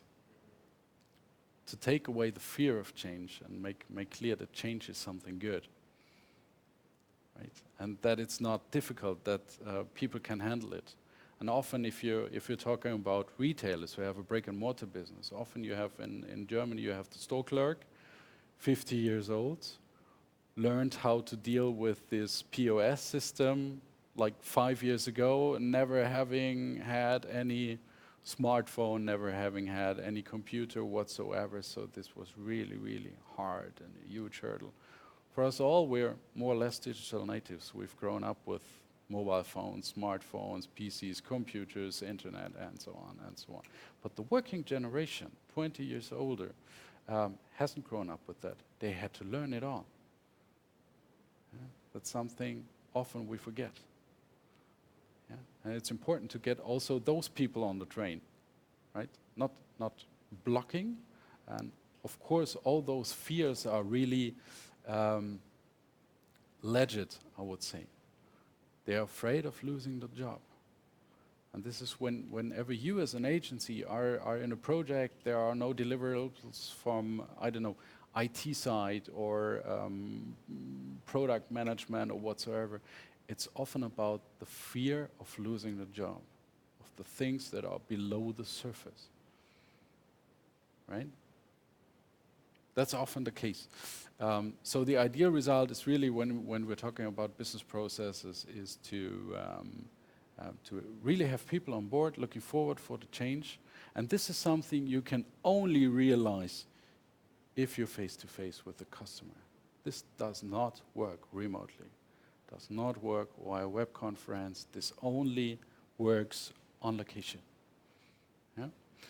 Often it's also about how to implement e-commerce into the company, yeah? Planning the daily business, like logistics and so on and so on. What has to change? Yeah? How do we have to change the layout of the warehouse so that they can send small parcels and taking them back in return, and how to book those returns and issue a refund? Yeah? And of course, part of my work is also a vendor selection process. So it's clear we want to do digital direct sales business, and we need, what do we need actually? An order management platform. We do need an e-shop, 2 to 3 things additionally, but of course we conduct e-shop vendor selection processes, service agency selections, PIM system selection processes, and so on. So this is really part of the game, right? And we take time for those selection processes with the customer. Yeah. Yeah, travel homewards is usually at the end of the day then. So I'm home at 11 p.m., 12 a.m., something like that, right? It's really open-end. Also depending on how good the German Deutsche Bahn is at the moment, how late the trains are, it's really a shame. Yeah. So that's basically my day. To give a little answer also to your question why we are not responsible, I often say I'm the customer's wingman in those things, in the selection process. I'm there and I'm taking away the dangers, yeah? Making the customer focus, but the customer is in the lead and in the driver's seat, right? Okay, any questions so far? No? Yeah, absolutely. Yeah, sure. Already been talking for 90 minutes. So transition from CTO to consultant. Transition from CTO to consultant, yeah. How did that happen? I mean, How did that happen? That's totally different approach. Yes, yes, absolutely. I also think about, doing some consultancy, more about on the strategy part, something like that. And I'm the UX here, so that's kind of very close to us with the customers. The graph that you actually showed us, that one, I can't agree more. And within my project, I started to do all those, let's say, consulting in the beginning. I just call thinking. Yeah. Before you actually do. Yeah. Some call it discovery phase, some call it thinking phase, and so on. Yeah. Yeah. Yeah. And actually, I'm thinking about expanding that a little bit. That's here at the dotted line, right? Yeah. I'm Yeah. I mean, we are not a Yeah. consultancy, Yeah. but just for our own sake, Yeah. it's good to have it because the projects then go better. Yeah. And the customer is happier. yeah, I mean, actually, that's the thing. you're more or less cannibalizing your own business with that because you're not earning more here in the implementation phase. That's clear. However, I say you're rather doing two good projects than a bad one. Yeah, I also believe so. Right. Because, you know, even for us, working on it is better. And I mean, we anyway have a lot of clients. Yeah. It shouldn't be a problem. But, Okay. But what I see is that we have some clients who came to us, we did a project with them, we did exactly as they wanted, but then it turned out that it actually didn't make any sense. You know, so I'm trying to... Simply because it wasn't clear what Yeah, happens below the they surface. tried to do something, Yeah. you know?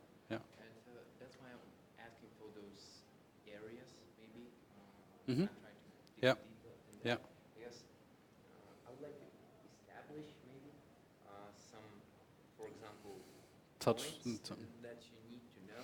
like before you like start a like a project. checklist, so to Kind say. of. Yeah. Mm-hmm. Kind of, Mhm. something like that. Yeah. And you you showed something that you have those packages Mhm. that you do. Could you expand a little? We'll talk about that in a minute, and this really answers your question at that moment, how we're really doing it. And I can also show you the approach and the approach model.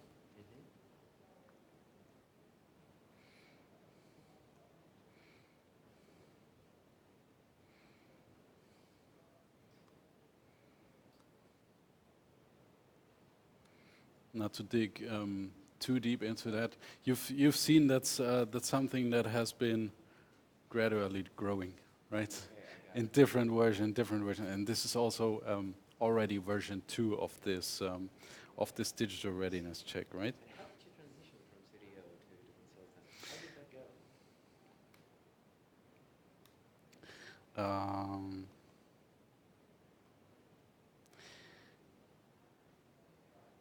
In the end, it's crystal clear, so to say.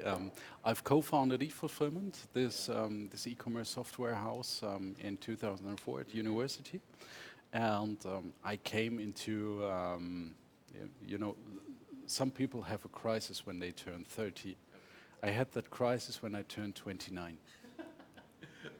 The evening before I turned 29, right? Or was like three days ago or something like that, right? And I was asking, or I was working 80 to 100 hours a week at that moment, right? So it was, the company was me and I was the company, so to say, yeah? And it was Friday evening and I was sitting there and an evening for myself, pure luxury. None of my remaining friends had time. It was just me, and somehow the questions arose from my subconscious mind. So, yeah, you're now turning 29, almost 30. How did the last decade go? Quite well. Finished my studies, built up a business, and so on and so on. But really so well? What is your physical condition? Okay, it's bad. What is your mental condition? Okay, it's also bad. What about your health? Close to burnout, last exit. Absolutely. And I was, oh my God, I have to change something.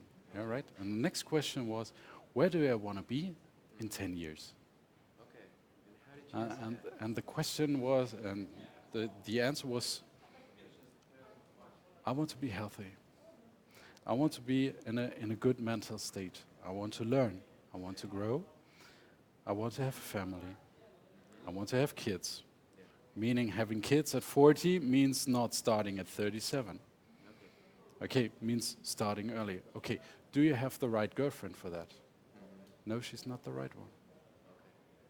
Some days later, I quitted my relationship. Whoa, that's a strong one. Yeah, absolutely. And this created a lot of power, a lot of change. And the next thing I did was to hand in my retirement as a CTO. And I was like, I do not want to work like this.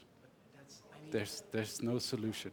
okay, I totally see the impulse for the change, and Yeah. I totally see. I believe that's actually the right approach. Yeah. To set a goal and move towards it. But Yeah. when you move to the consultancy, Yeah. how did you know that you do have knowledge to do that?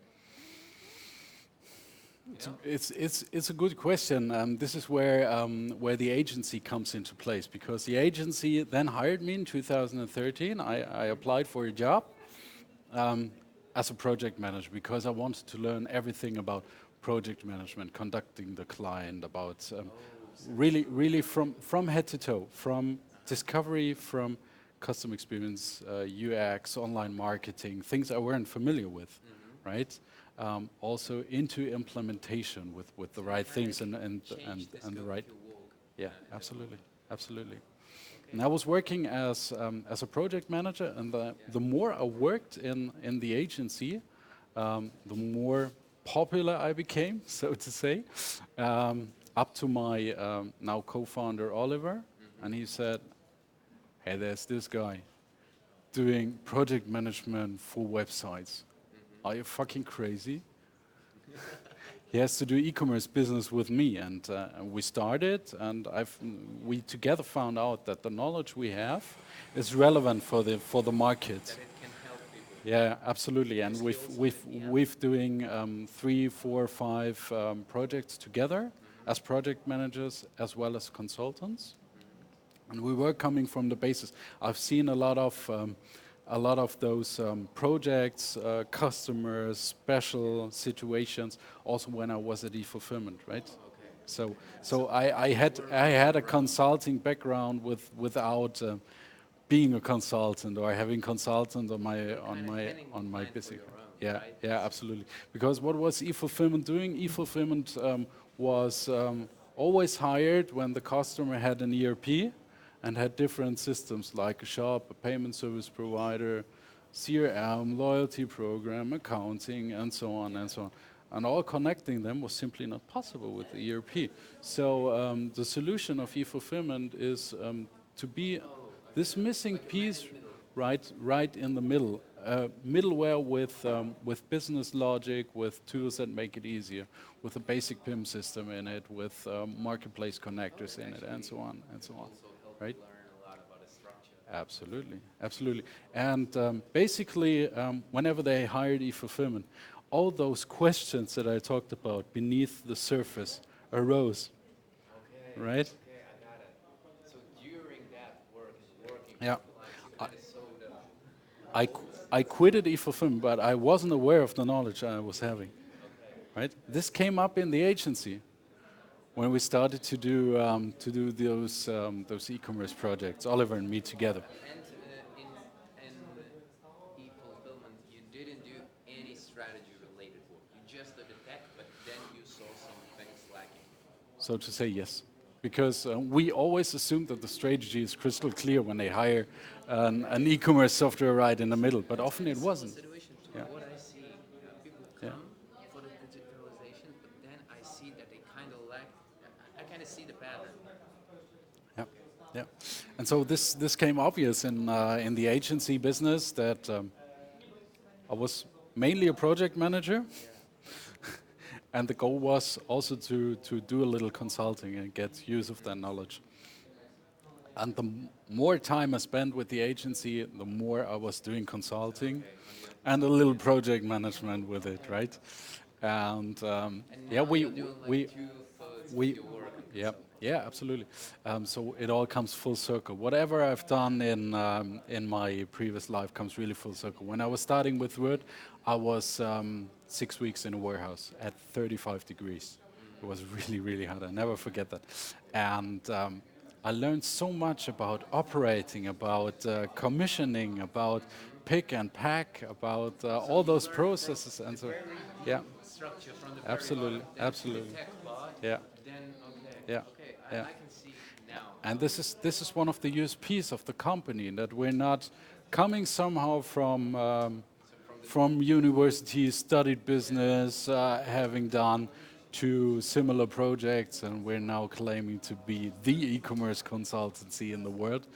But we've done the basic work for ourselves. We got our hands dirty, right? We completely understand the situation, what the customer is, yeah, right? We're on the same side than the customer. We talk their language, right? And this is an absolute advantage that doesn't become clear to the customer when he hires BCG, that this is missing, right? And that actually the niche player is much, much more relevant, valuable, producing much better results and asking the right questions because he has experienced those things for himself, right? I We also believe that the consultant work is just to ask the right question. yeah, yeah, yeah. Okay, We let's. can start again. Okay, Right? People will come back, and we have, I don't know, approximately 10 people watching remotely okay, right now, right? So we have an additional audience. okay. Do they have a possibility to share their questions? If they need, I will just tell them to Yeah. give us a Okay, okay. That's good. Okay.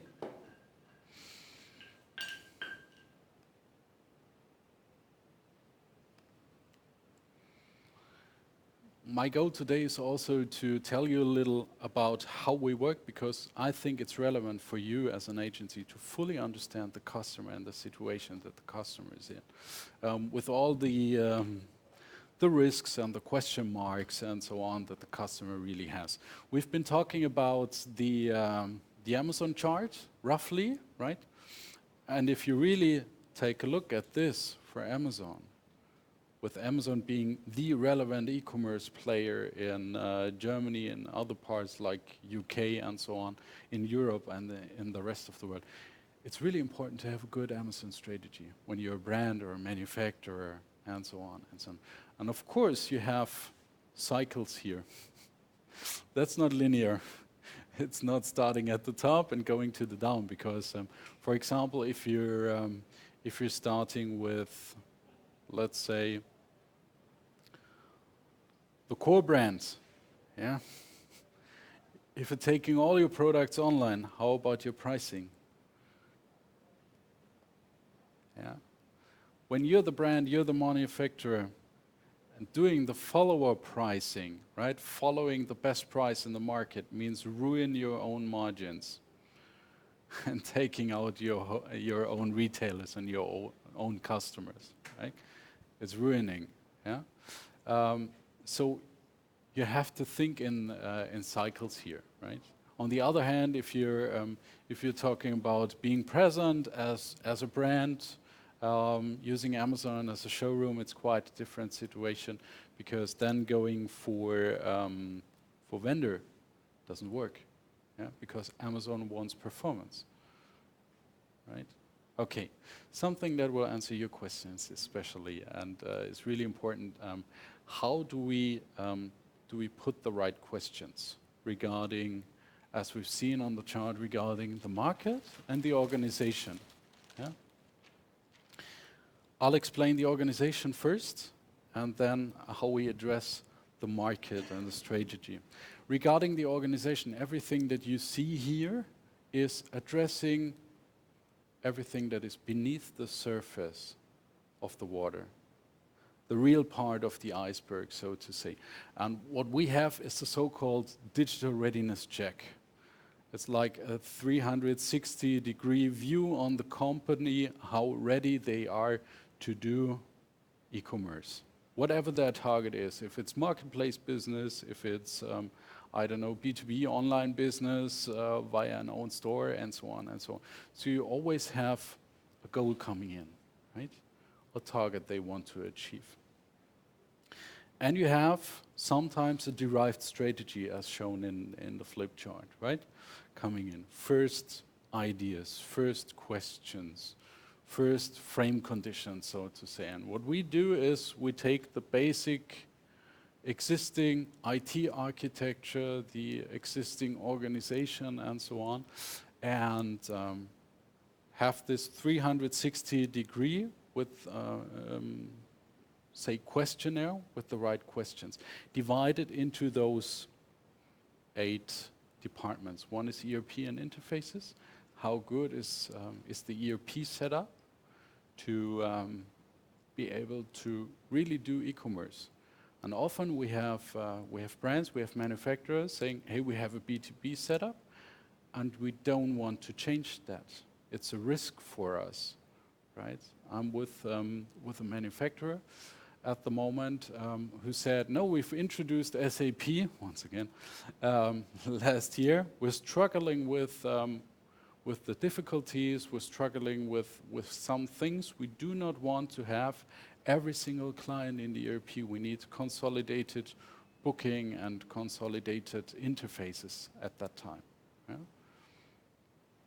So this is what we're touching here. We have everything around product data management, media management, and so on. How good is the product data, for example? Do we have everything that we want to do for our product finder, for our product configurator, and so on? I'm with a bike manufacturer in Germany at the moment. I can tell you product data is hell here. Because taking a different saddle means you have to take a different handlebars, right? Talking about multi-channel, about channel integration, about marketplaces, about capabilities of handling marketplaces, also about talking about the current approach of handling marketplaces. Because a lot of customers have their buying portals of the wholesaler, they have to provide data with somehow, and often they do manual Excel work once again, right? This is also something we tackle and address in all of the areas. What is the status quo, right? And how can we improve that? By an additional system, by setting up other processes, by using the existing systems better instead of taking the next one into this best of breeds architecture. We're talking about customer relationship management, ticket management, customer service processes. What really happens when you're trying to sell on Amazon in Spain? And the telephone rings. Which telephone rings? And who can answer this? Right? Or who is answering the emails? We're talking about order management and risk management, everything that is here. Also, for example, warehouse routing, documents generation, and so on and so on. Because you have marketplaces that use you as a dropshipper. So you're a dropshipper and you're selling to the marketplace, right? And often those marketplaces, for example, provide PDF documents with an invoice and a delivery note and even a shipment label you have to use, right? Are you really aware of that? Are you able to solve that or not? It's of course about payment. Are you able to handle online payment? If so, how? How do you consolidate debtors management? How do you get to know credit card chargebacks and so on and so on? Fulfillment and logistics, pick, pack and ship, warehousing. Do you need a fulfillment service provider? Will you use FBA, for example? How good and how capable is your logistics to send out parcels and get parcels in return, yeah, from the customer? We're talking about pre-sales. Pre-sales means, of course, marketing, online marketing, setting up channels. Also means content management. We're talking about after sales, we're talking about reporting, we're talking about controlling, about KPIs, finding the right KPIs. Yeah, so this is this 360-degree view. Sounds like a lot of work, but actually isn't if you ask the right questions. And what we answer by that approach is it feasible? What you have in mind here? Can you really do it? How big are the gaps? What are the actual requirements? What can you do right now? Where do you need an additional system? What are the requirements of the additional system or service company or whatsoever? What's your status quo? What's your maturity level? Yeah? Are you doing a lot of manual work, or do you have quite scalable processes and quite a scalable workforce because everything is well documented? when we're talking about growth in the digitization business, this is really, really necessary. We're talking about gaps to the goals, possible solutions, of course, how to overcome those gaps, how can we build a bridge. We're talking about rough estimate for timing and costs. What will it really cost? It's not about ordering one piece of online shop for 300,000 zloty. It's different here. And what are the risks? Where do we experience risks? Right? We have clients that say, yeah, we can grow 20% in a warehouse, but then that's it.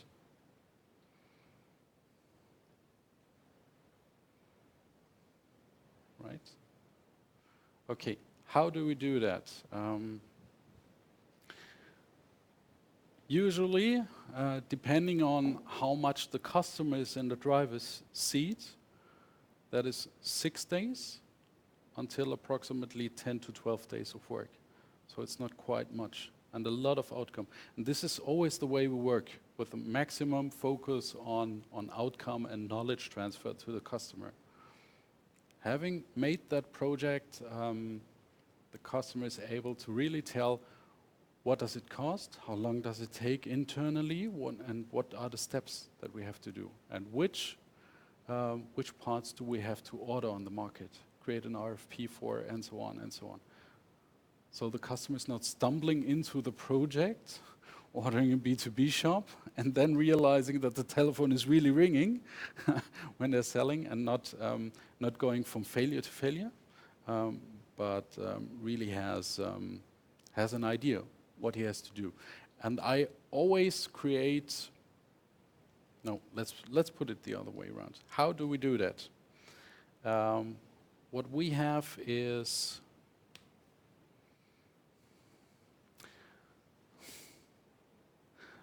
Sounds a little disgusting, I know, but we try to document all the questions, all the answers, all the results in a PowerPoint questionnaire, right? You see, it's 102 slides, which sounds really, really much, but often we have explanations in there. Why areas are really important. We have an approach model. We try to explain the customer what really comes out, and so on and so on. And even if the customer says, I don't want that questionnaire, that's our basis for the documentation. Because this is how consulting really becomes scalable, when you're thinking about standardized approach models and standardized products. Then I don't have to do it myself, but I can send a colleague, right? Yeah, you see that chart again? So this is also a decision of the customer, how much he wants to do for himself. Create flowcharts themselves, or let us create that, and so on and so on. We are also talking about basic things about the project and the collaboration. So we're asking, whom can we ask if we have any questions? Who is coordinating the collaboration with us? We're talking about how should we talk to each other? How much are we going on location? How much are we going off location? Which tool do we use as a collaboration space? Where do we document results? Right? And so on and so on. And what you really see is, of course, we have some questions in it. Depending on those, you see those 8 departments again, right? But of course, it's also about estimation. Is it rather a small project for the customer or a big project? Also to determine risks and to get a feeling of how profound the change really is that the customer has. No, the customer gets it. The customer gets it. And we answer all questions together. That's the ideal scenario, right? Also regarding, that's always a very, very important slide for the customer, yeah? Are you a beginner, or do you exactly know what you're doing? And often the customer is somewhere here. And I've experienced that at the end of the project, the customer has understood how complex e-commerce actually is and goes to the left with the slider. Right? This is also an important result of the project, that the customer has understood that he needs expertise and he needs help, right, to answer all those questions. And this is the way and the style we document in all of these areas. And what I always do is, for those 8 core areas, I get a primary contact. Those primary contacts are also documented, right? And I always also ask who is additionally involved. Who is responsible for answering the questions in the order management, and whom do we have to involve out of political reasons, or because he's the successor, or the boss or the manager or whomsoever, right? Okay. And what I've discovered gradually in all the project is, you see those 8 departments again, but there's a 9th one.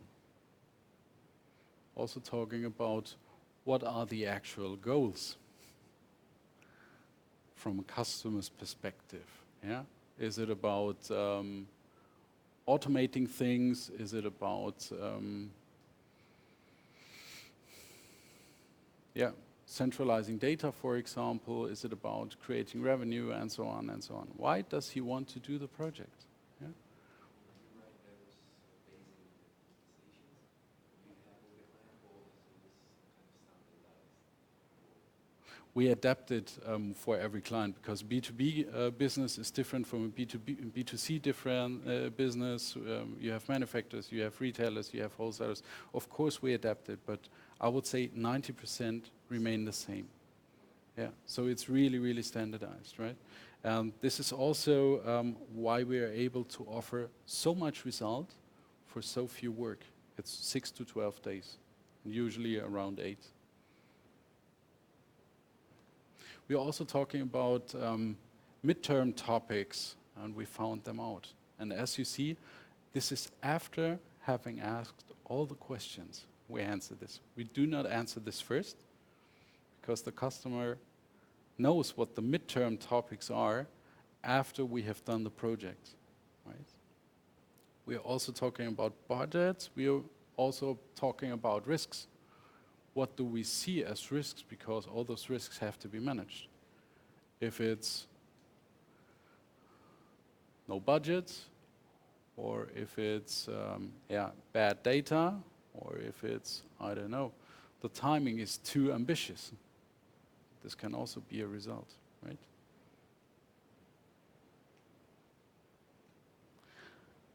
Okay, so this always sounds like a lot of work for the customer. And of course, there are always some optimizing issues, optimizing projects coming out completely apart from digitization. Making logistics better by introducing a single picking process, for example, right? So to get a little ahead of this huge amount of work and to chunk it a little, we also do a phase planning with the customer then. What are the things to be tackled first? What are the things that can be tackled afterwards? Do we go on marketplaces first, or do we fix the logistics first, right? So this is the way we work with the customer. And of course, there's not only a PowerPoint document. We also document things like a phase planning or a prioritization. We often do as a separate Excel, but this really depends on the customer side. And often, along with that project, we also document the business processes.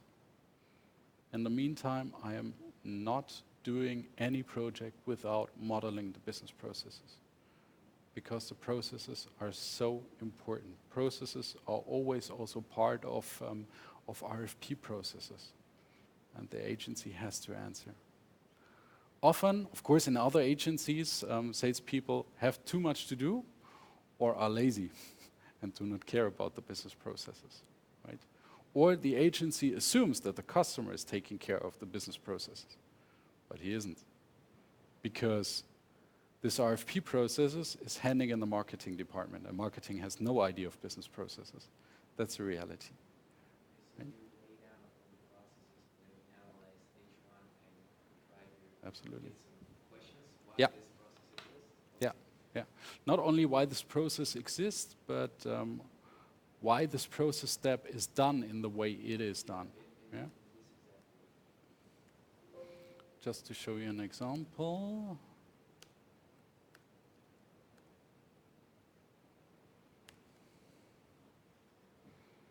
And of course, we provide the customer with templates, with pre-filled templates, like you will see in a minute.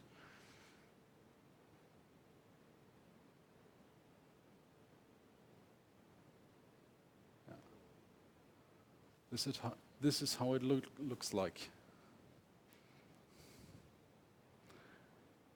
And every customer says the same. Every customer says in the beginning, this sucks. That's so much work. Why do I have to do it? This sucks. But after we've done it, we can clearly say, why is this done in a manual way? And this is the question the other people working at the customer are asking. The IT manager, for example, or a process manager, and so on, and so on. Like I told you before, the IT manager often says, why didn't you tell me? And this is where it's black and white, right? And from that basis, from the status quo, you can also think about the optimized way and start optimizations. When you approach the processes, I see here that you have what level of planning can you use? Like, placing an order, is it the process or the process is the whole buying? Placing an order is a process. Yeah, yeah, absolutely. It's always the level of depth, right? Which is key for a successful process modeling, and it really depends on how critical a process is, right? So you sometimes go deeper in Yeah, some. yeah, absolutely. I have a rough overview here. What are processes for us that should have process steps, and it's around, I would say, 30 processes we really take a look at. Yeah? Payment methods and risk checks, for example, is a process. Calculation of shipping types is a process, and so on and so on. Sometimes calculation of shipping types is easy because you have one carrier sending throughout the world, always parcels, so it's quite easy. No special goods, just, I don't know, some commodity goods you can send around, no food, no cooling services, and so on and so on. And sometimes it's very, very complex because you're sending parcels out, you're sending pallets out with different carriers, you have a cost calculation behind that, and so on and so on.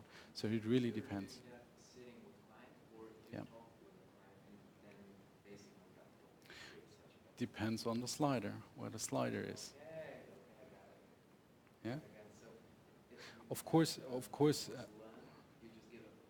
yeah, absolutely. We provide those templates, and the customer can really adapt and say, okay, no, this is different for us, this doesn't count for us, or we need an additional process here, or whatsoever. So we really also explain the customer how to do it, and then it becomes easy. Yeah, and then you have this whole mess of tasks and data and information really well structurized, how the company really works. And often we have those business process projects also separately, going deeper, because the customer has understood there's a lot of potential, right? And those business process optimization projects pay out usually in between 12 weeks and half a year. The pure savings, and there's always room for optimizing, yeah? Right? So this should actually be done iteratively. Yeah? Okay, so this is also a result, and this helps the customer to get better. The whole project results help the customer to get better, if he's doing digital business or not. Yeah, this Right. is like a perfect understanding of Yeah, the organization. yeah, absolutely. Ideal world. Yeah, absolutely, absolutely. And customers are always happy. And with that, we were talking about the big consultancy agencies, right? And I offered that at a manufacturer, and he really said, "Okay, that's exactly what we need." And I was in the pitch with Deloitte Digital and with Big B, completely forgotten. But the customer decided for us, and he hasn't regretted it. It was 1.5 years ago, and we're accompanying the implementation at the moment. Yeah, yeah, yeah. It really depends. Or they start with a framework that cannot be adapted, which is a standard approach, right? And then they are asking a manufacturer about, I don't know, point of sale things or whatsoever, right? Yeah, absolutely. Yeah, yeah, yeah. It is flexible enough to be adapted to the special situation. However, it's complete and solid enough to make sure that we have the right quality and we have the completeness. Can you say that basically the lower flow is you go through the iceberg below all Yeah, the yeah, questions everyone asking for the e-commerce project, yeah.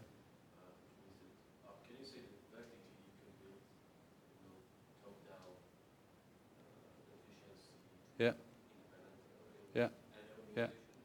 organization? You mean where this is in from a timing perspective?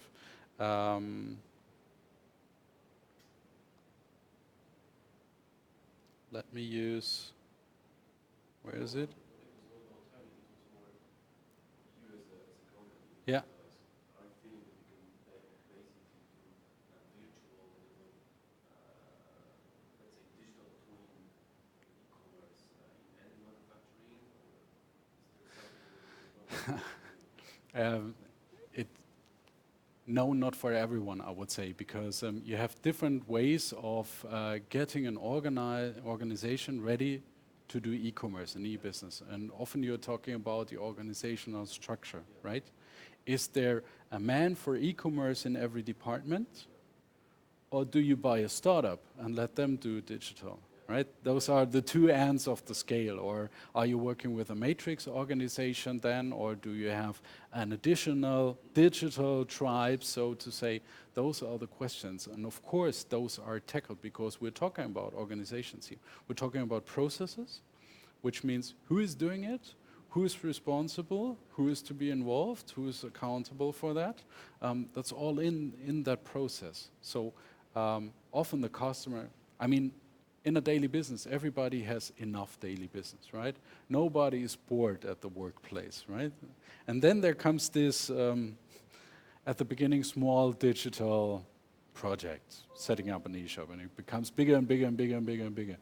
And the question always is, who is handling it, who is responsible for it, and how to find the know-how, and how to find the right people. This always is accompanied with our processes, right? So that's our organizational approach to ask the right questions, right? What we are doing regarding the market often is a 2-day workshop with the customer. We call it strategic options, and I'll show you a result of one of our customers regarding this to understand how it really happens and looks and feels. And what we're doing with the customer is, I think this chart is really appropriate. It's not readable for you, but it's an actual process, an actual results chart from the customer. We always have topics to be covered, and we find it out in first talks with the customer. What are fields that are really relevant for the customer?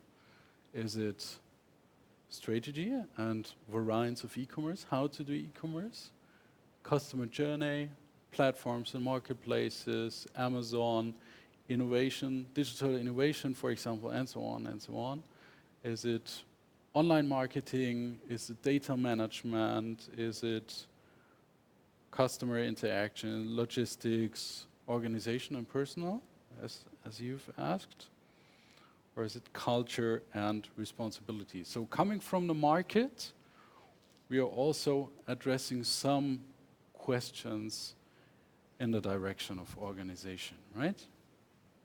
And what we're doing is we select those topics with the customer first. And in 2 days, we go into each topic, why it is important. For example, customer journey. How does the digital customer decision journey work? Which are the usual touch points?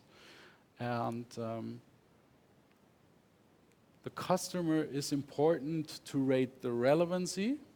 They rate the relevancy for the customer themselves and how good they are at the moment. 6 is best and 1 is worst, right? And then you really have a prioritization, right? And we give each participant 2 or 3 red dots, and they are asked to have the red dots at the topics they personally think are the most important ones, right? And so we get some kind of a digital agenda, right? Okay, so do you correct anyhow their CV vision? Because what the customer perceives as the most important thing, maybe not the most important thing. Absolutely. Absolutely. No, the idea is to really present every topic, have a discussion about this, giving them also some ideas, some experience from other projects, and so on. Yes, this always happens in a dialogue. We're not standing apart and showing them a video or what. Yeah, absolutely. I mean, that's a workshop. Huh? I mean, it's a 2-day workshop, and always is the same. After the first day, everybody's completely fucked. They're through. They go to bed at 9. We have dinner together, and then they go to bed because they're full. They were asked questions that they even didn't know they exist, right? They're so full with new information, with talking about, you could spend 2 days alone talking about Amazon and the current topics and so on. About marketplaces, vendors and sellers and so on. You've seen the chart. So we're trying to get an idea of what this topic really is about from a consulting perspective, from a market perspective, but also from a customer perspective. What are the risks, what are the needs, and so on and so on. And the customer rates themselves how good they are or how good they aren't. And of course, this relevancy is a little also conducted by us, right? And a little curated by us, I would say, right?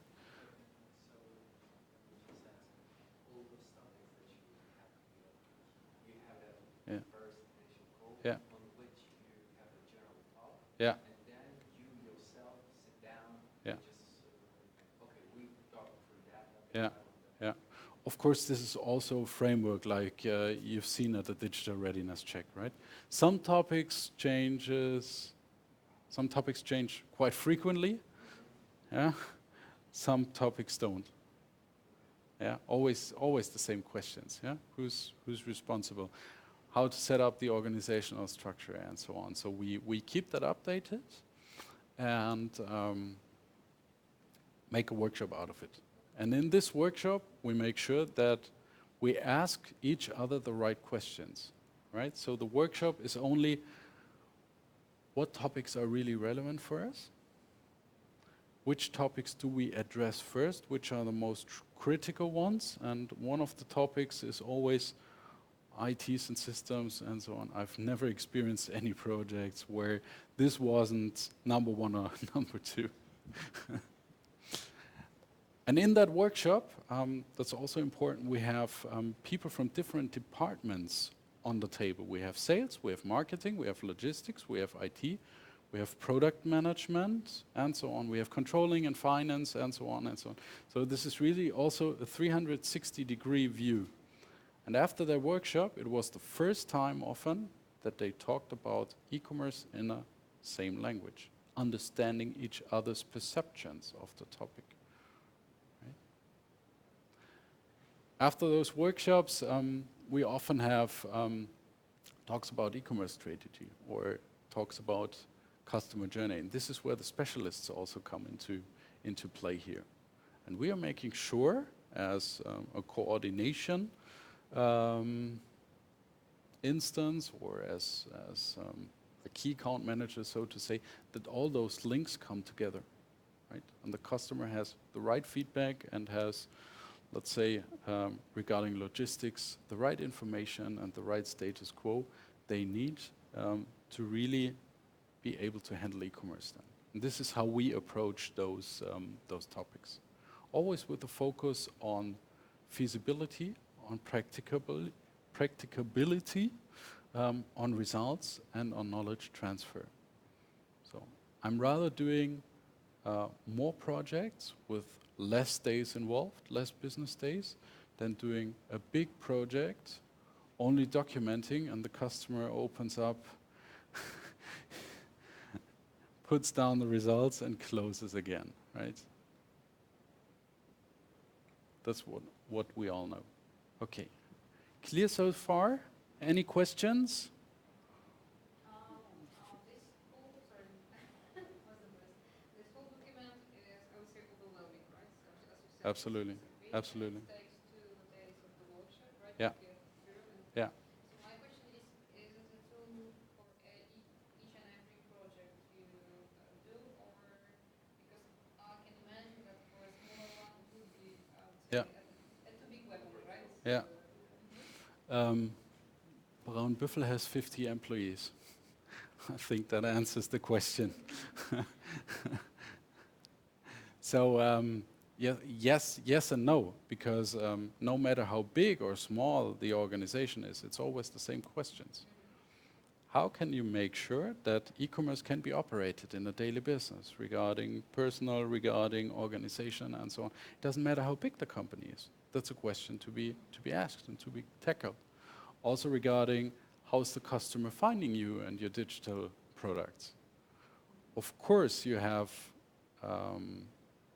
another brand impact when you're Wirt or when you're Rimowa or HP or whomsoever than compared to a smaller brand. But the questions regarding the customer journey are similar. Right? So it's always about, or more or less always, about similar questions or the same questions, right? And depending on the company size, I mean, if you're a 2-people business, you're selling online. You have your accounting, you have your logistics, and so on and so on. You need a customer that has to buy your product. You need some kind of fulfillment, some kind of possibility to get the product to the customer. You have to get your money somehow, so it's always the same questions, right? Answering emails, and so on, and so on, and so on. Of course, it gets more complicated and complex when you're a bigger organization. Yeah, depends on the assortment of, depends on the business units, on the departments involved, and so on and so on. But that's the strategical questions here. And of course, the customer already has an idea when he orders our services. That's clear. And he has more or less made up his mind. But we have a lot of customers coming, hey, this whole topic is so complex, we don't know where to start, and we don't know how to handle it. Can you help? And this is the ideal scenario for us, right? And by the way, with Braun Büffel, we've started like 1.5 years ago. Results are really overwhelming. They started because in the brick and mortar stores, Rimowa came and told the owners, hey, I need more space, or you're out. And running a brick and mortar store regarding those leather accessories and your suitcases, your trolleys, and so on doesn't work. You need Rimowa as an A brand. You need Rimowa, you need Samsonite. If not, you're out most of the times. And those smaller brands like Braunbüffel suffered because they were thrown out of the stores. And they came to us out of this emergency situation and said, okay, how can we address digital channels? And what do we need for that? That's our ideal customer. And you see the results regarding Braunbüffel. We've done the digital readiness check with Braunbüffel. Results in the revenue after 1 year and a half, revenue via the eShop plus 90%, which was to be expected. Revenue in the retail business, including brick and mortar, but also including marketplaces, plus 38%. Revenue with the wholesalers, plus 24% year on year. It's like, I get goosebumps when I tell about that, right? Because that's really a customer who was open, also open for change and achieved such results. And this is quite the ideal customer we all want. But therefore, it was really, really important to ask all those questions. Yeah, being on location, talking to the IT manager, how to get the interfaces to SAP up and running, for example, right? How to select the service company who is doing the marketplace business, for example, right? And what additional touch point we need to address in a customer journey to attract more people to the shop, right? This is where all those specialists and puzzle parts come into play. But somehow I can explain what a customer journey is, but sometimes it's, or most of the times, it's even better to ask a specialist, right? Okay, and this makes us so more or less unique because we have those specialists in our networks. They're also talking to each other, so they make sure that they have a good handover in the results. And this is really the benefit. Yeah. How did you arrive at the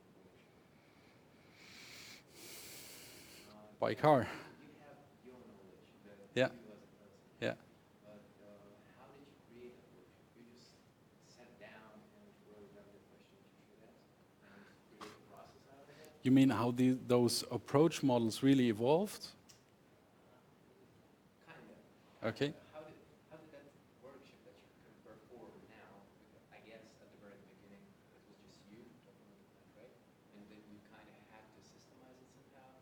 Yeah. And then you Yeah. created the workshop. Yeah. That's Yeah. how it went. Yeah. So how did that process?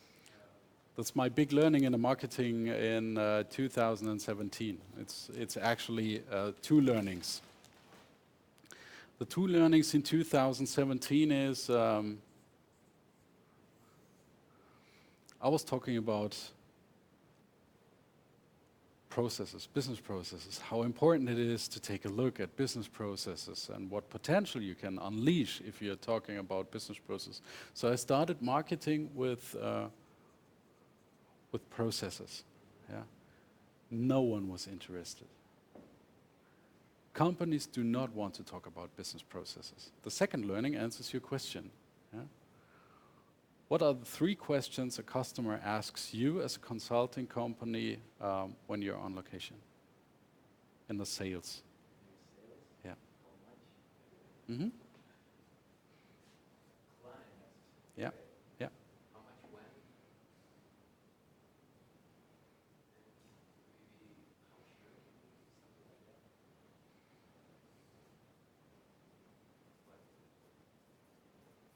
What do I get for my money? How much does it cost? When do I get it? And what are the benefits? What do I really get? And what does not work as a consultant is you're coming there and say, hey, I'm your man. I can answer those questions. It's exactly the questions I can answer. But I can't tell you how long it takes. And I can't tell you what it costs. And I can't tell you what the results really look like. That's something we have to find out. Right? And my learning was to get away from services in the sales funnel, getting to products, standardized products. And somehow this really evolved. And with those approach models, I can really say, depending on how much you want to work, it's 6 to 12 days. Day costs that much, and usually it takes 4 to 8 weeks. So you could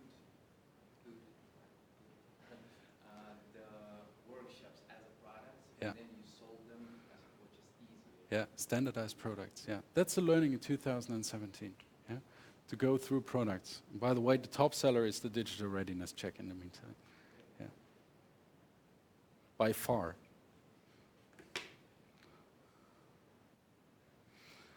Not because I give it away basically for free. I mean, the pricing is the same as in the follow-up streams, and you see some of the follow-up streams here, right?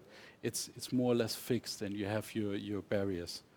So you can plan it in a controlling. You can issue a PO with a certain value. You all know those things from your customers, right?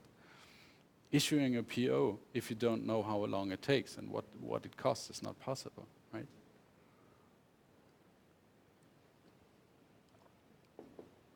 Okay, we need to speed up a bit, right? Because we have half an hour left. Okay, I'm talking too much. Okay.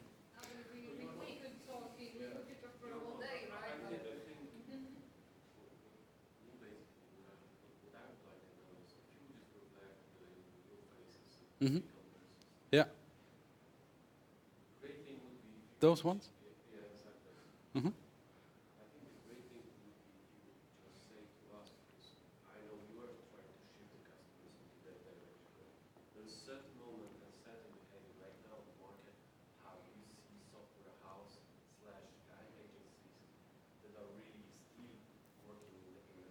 Mm-hmm. Mm-hmm. Mm-hmm.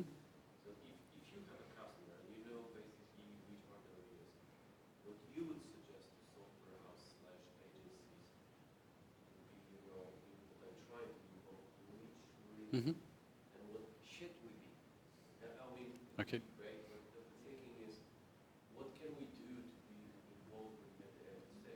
Yeah. Mm-hmm. Absolutely.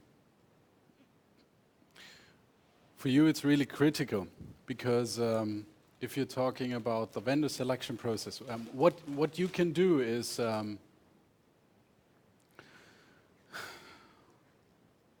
it's quite hard because there are two answers for that. Let's say customer is talking with you regarding e-commerce, setting up I don't know, Magento shop, and so on and so on.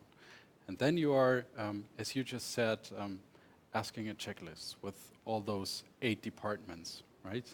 And the customer says, hey, I cannot answer those questions, right? Then you're out. That's the dilemma of the agency, right? Then you're out, because then you made the customer clear that his solution will not work. And he will go to another agency who says, it's all easy, I'll set up the e-shop, we'll do it, we can do it anyway, and so on and so on. The missing link here could be us in the partnership, right?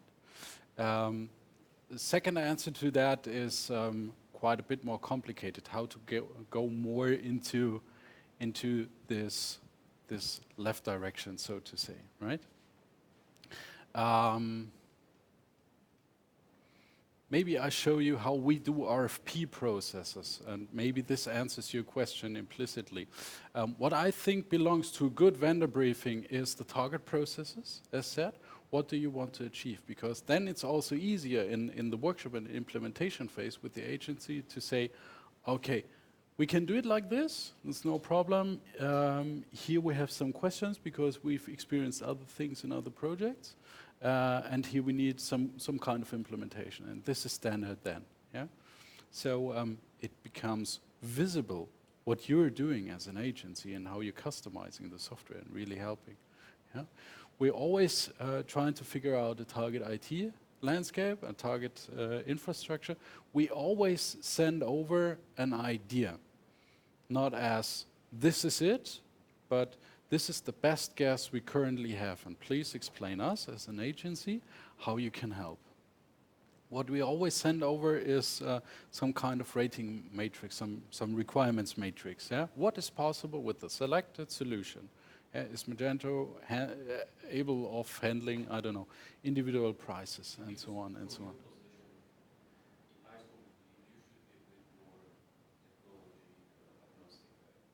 Absolutely, absolutely, absolutely. Yeah, Yeah, If they build yeah, Magento yeah, slash something, yeah, yeah. you don't care that much. I always tell my customers not to select the systems first. Think about processes and organizations first, because you have, of course, you have standard systems with pros and cons, but we all know that every agency builds standard extensions, standard connectors, and so on and so on.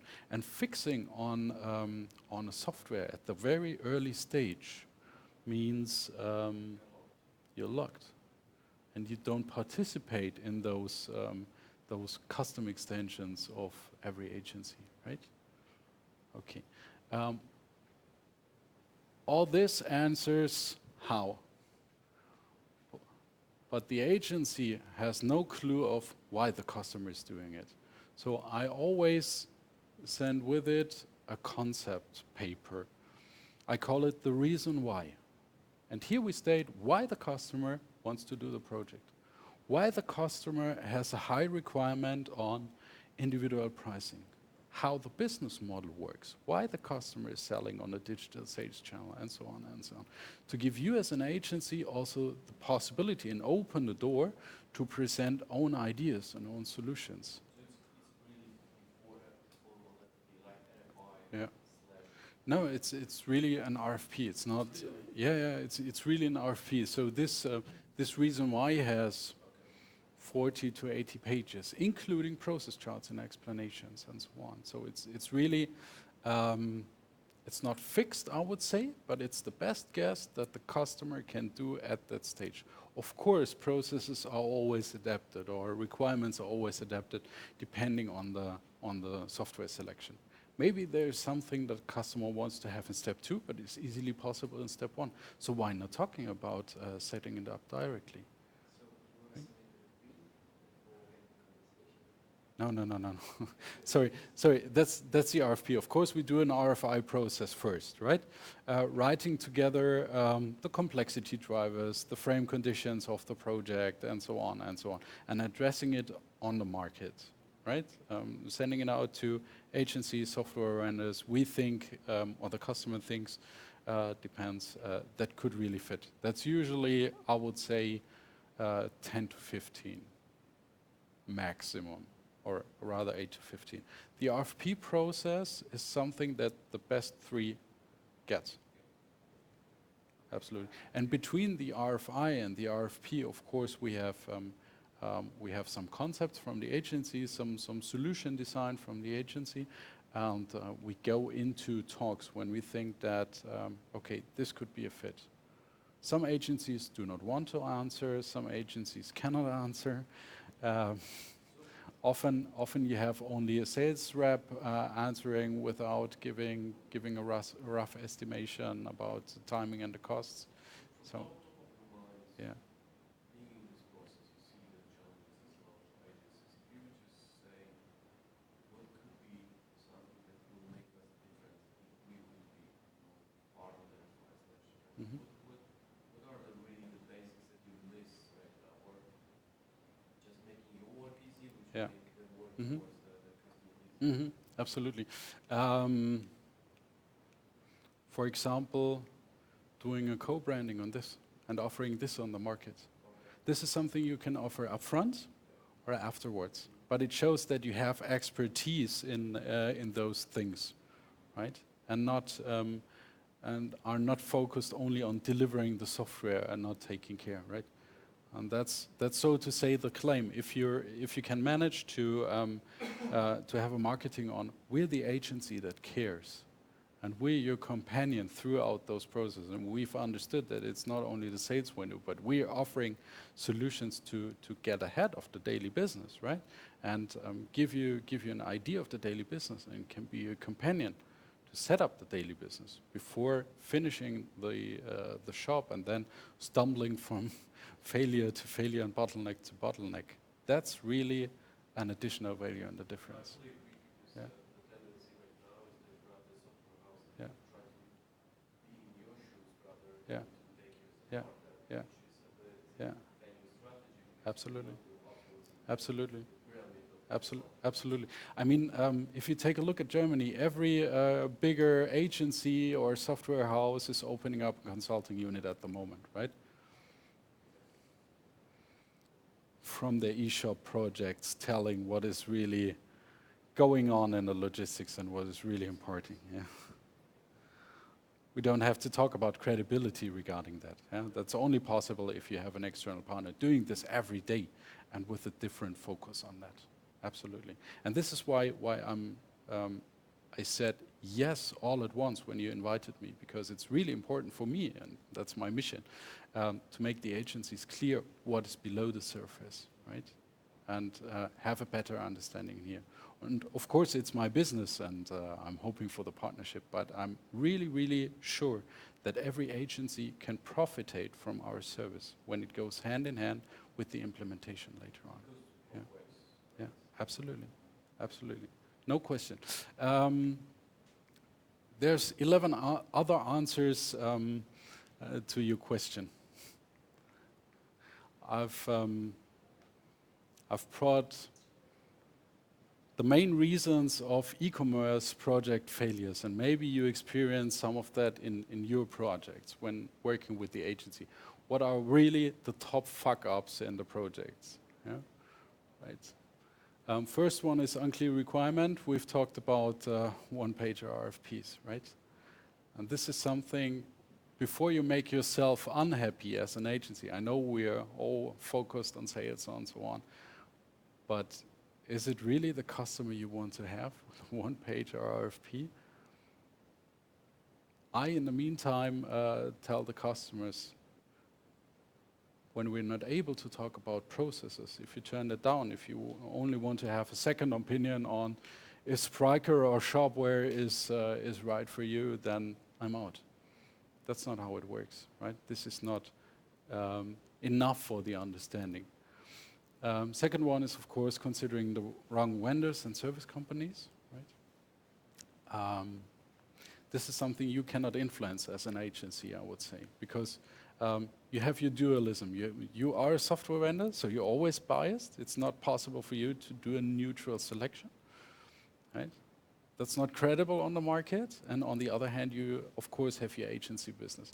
And whenever an agency is conducting a neutral selection process, the result is always what the agency can do best. Yeah, let's be honest, right? Unclear briefing for vendors and service companies goes a little along with the unclear requirements, because the briefing results from the requirements. Requirements really means what is necessary to put it on the track, to really get it up and running in the organization. A big fuck up that I've experienced is we've selected an agency, we've talked to sales, we've signed the contract, and then comes the project team. Quite a different project team, and this handover fails. With all, it's completely different here, absolutely, at Devante. But when the project team is different and this handover fails, you're fucked. And this is why I always recommend to bring the project manager also to the sales process. Let him tell a little, right? To really make sure that you have one account manager or project manager as a companion throughout the whole project. That's quite important. That's a big negative rating in all RFP processes I conduct when the project manager is not with the sales. What does not work is this agile conception thing. That's the red line we've seen going up. Not making the requirements clear, thinking about the requirements up front. Too many nice to have features is always something that counts for all of our customers. In our company, everything is different from the rest. And then you take a closer look and find a lot of similar things. But this is also a journey that the customer must be led upon. Right? Everything out of one system, especially counts for SAP and SAP Commerce Cloud and the likes, right?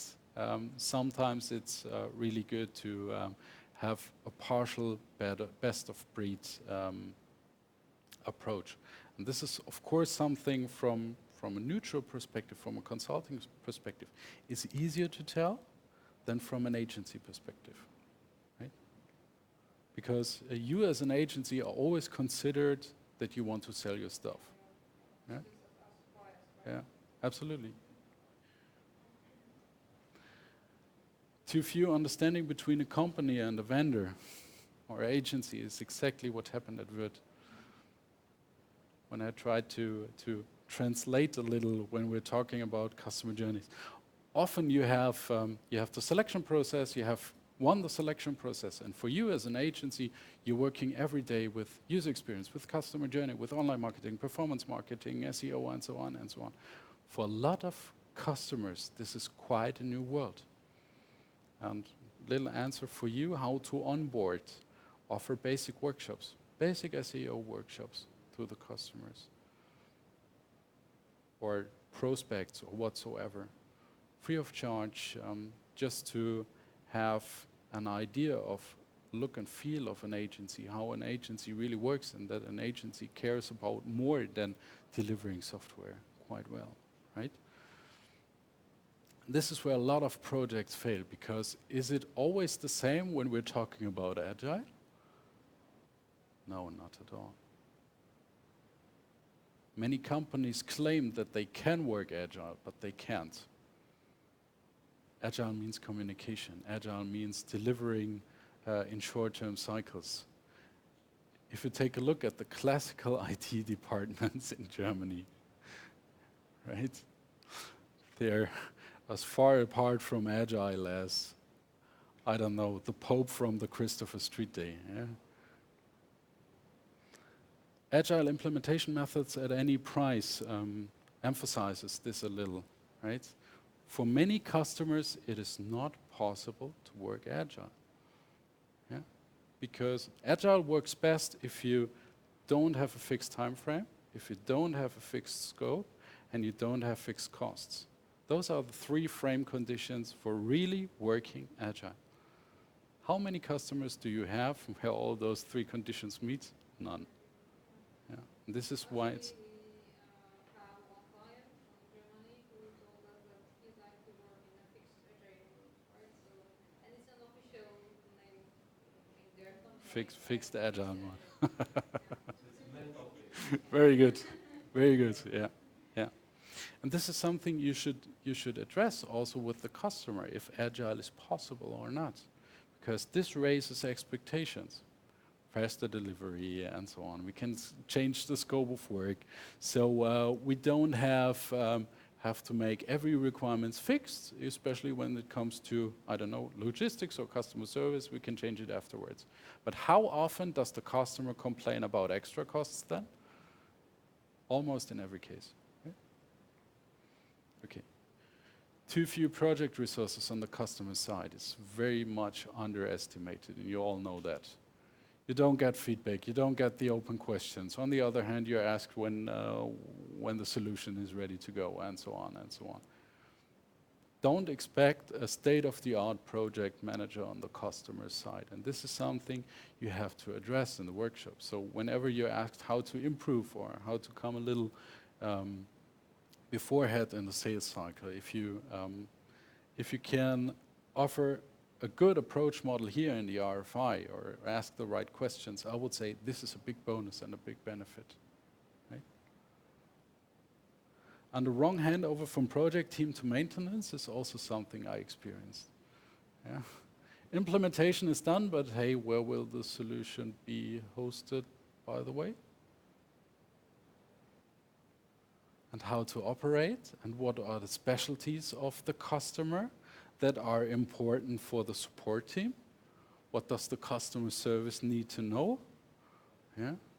Is there an external player, for example? That's not so easy sometimes, it seems. So those are the basic fuck-ups I experience, and I try to work around with my customers, or make really clear that those questions should be answered. And of course, this is important for the selection of the right agency. So if you want to improve your sales process or the process, how you approach the project, I would say maybe there's an idea for you. Or two. I don't know. Actually, I'd say we experience the same, right? So this is something we Yeah. just Yeah. from our point of view. Yeah. The point is that every time we are, I say, able to address it properly, Yeah. right? Either there's no good understanding from the project team of the Yeah. client's expectations, or we cannot see as our, let's say, responsibility of taking care of that, right? So Absolutely. this is something about, say, the point we locate ourselves, right? Yeah. Position ourselves in Yeah. relation to the client, right? Yeah. I mean, you have to find the right place between putting everything in doubt and saying yes and thank you to everything the customer offers, right? Absolutely. Yeah, but actually, more and more often we get clients that say that they are happy with us, I would say, confronting with them, right? Saying that we don't agree with what we say, because then they feel that we are actually listening to them and taking care of what they are doing, right? So Yeah. Coming back to the iceberg picture, this is a very, very important point and topic. If you think about what's here on the right in red, more and more customers, luckily, happily, expect that from a partner, because it's not simply selecting and implementing the software, but also making clear for the customer that this is a collaboration, and this is going to be rough and hard at one stage or the other, because you always have those personal feelings, those risks, those dangers, the sabotages, and so on and so on. It's common in every project. We as a company, we are 5 fixed and about 15 to 20 fixed external, so to say, because basically everywhere throughout Europe. Yeah. So it's 5 fixed employees, and we have, or we're claiming to have a specialist for every situation, so to say, right? We can talk about logistics layout, for example. We have somebody you can address customer journey questions to, and so on and so on. So this basic workshop format also discovers what to address and what not to address to keep it as lean as possible, right? And this is where the specialists then come into play. Yeah.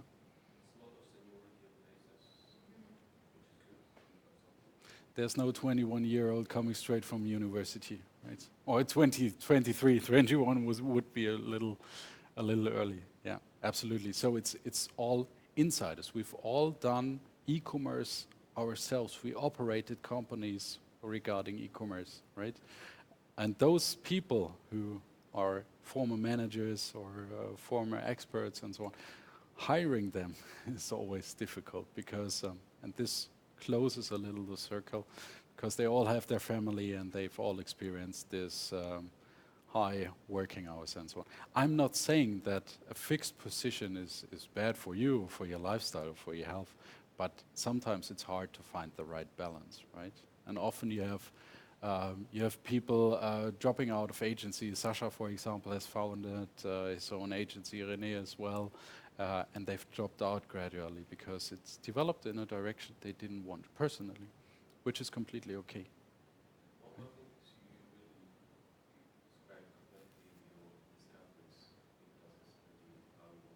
Yeah, yeah,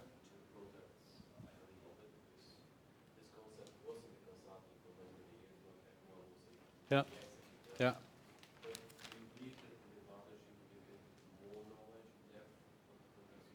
Absolutely. Yeah, absolutely. Yeah, no question. Yeah. I'll send it over later on. We also have it on the website. However, we are doing a relaunch, which is absolutely necessary. Yeah, but it's also on the website. So whenever you have any questions in in your customer's project. So, for example, you're setting up the web shop and you experience any issue regarding, I don't know, logistics or whatsoever, we're the ones to talk to, right? And of course, yeah, yeah, yeah, yeah. Absolutely. Whenever you face any questions, let's talk about this because we're not only our products. Of course, you have special situations which you have to solve, generation conflicts and so on and so on. You can't do a product for generation conflict, right? Highly emotional. By the way, of course, we offer sales commission, which is 10% of the revenue we're doing.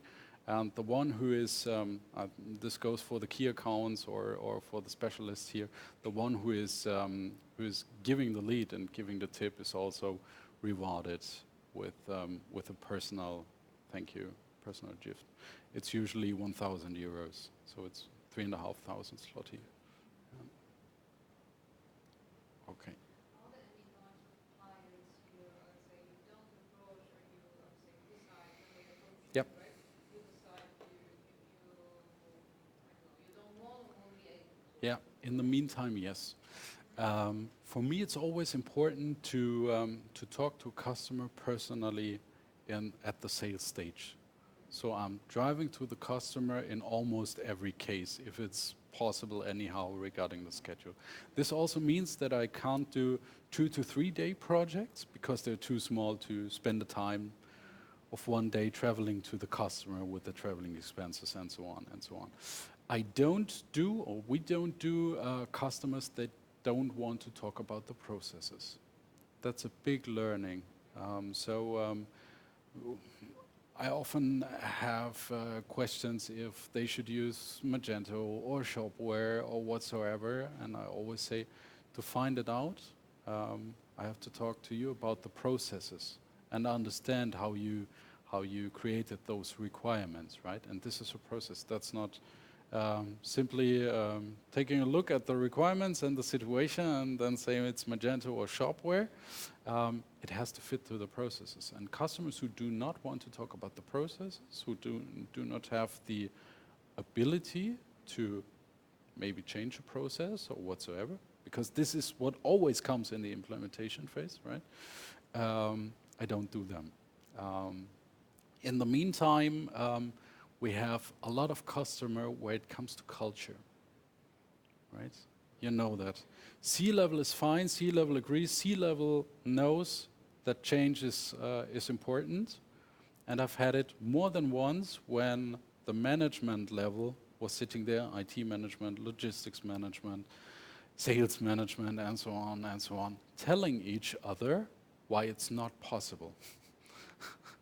Emphasizing each other to stay reluctant and stay away from the project, right? So when I have a bad feeling about the culture, I ask the customer if we may talk about the culture and how to fix them. Of course, this requires time because you have to get people talking to each other, right? And if the customer says no, then we're out. When the culture is bad. Of course, you have customers like Braun-Büffel, as said. They say, we will need another workforce. The mid-50s won't do the online marketing business on Instagram. That's clear to us, right? It's other tasks. We will need additional workforce. It's absolutely important, and we're happy to undergo that change because we've learned that it's necessary. So we're not talking about software, but we're talking about what is below on the ground of the sea, right? At the bottom of the iceberg, so to say. Other customers we're not doing is...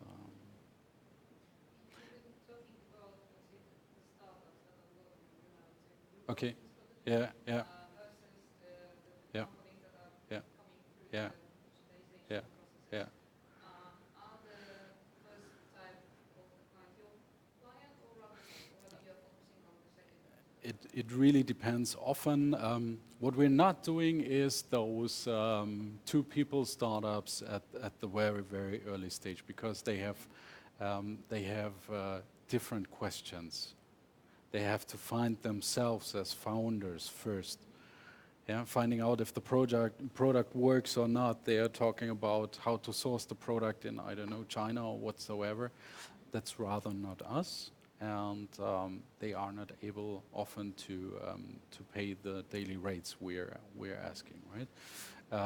So it's rather not sales. Often it's transforming a business or starting a new business out of an existing company or optimizing the business that is really there.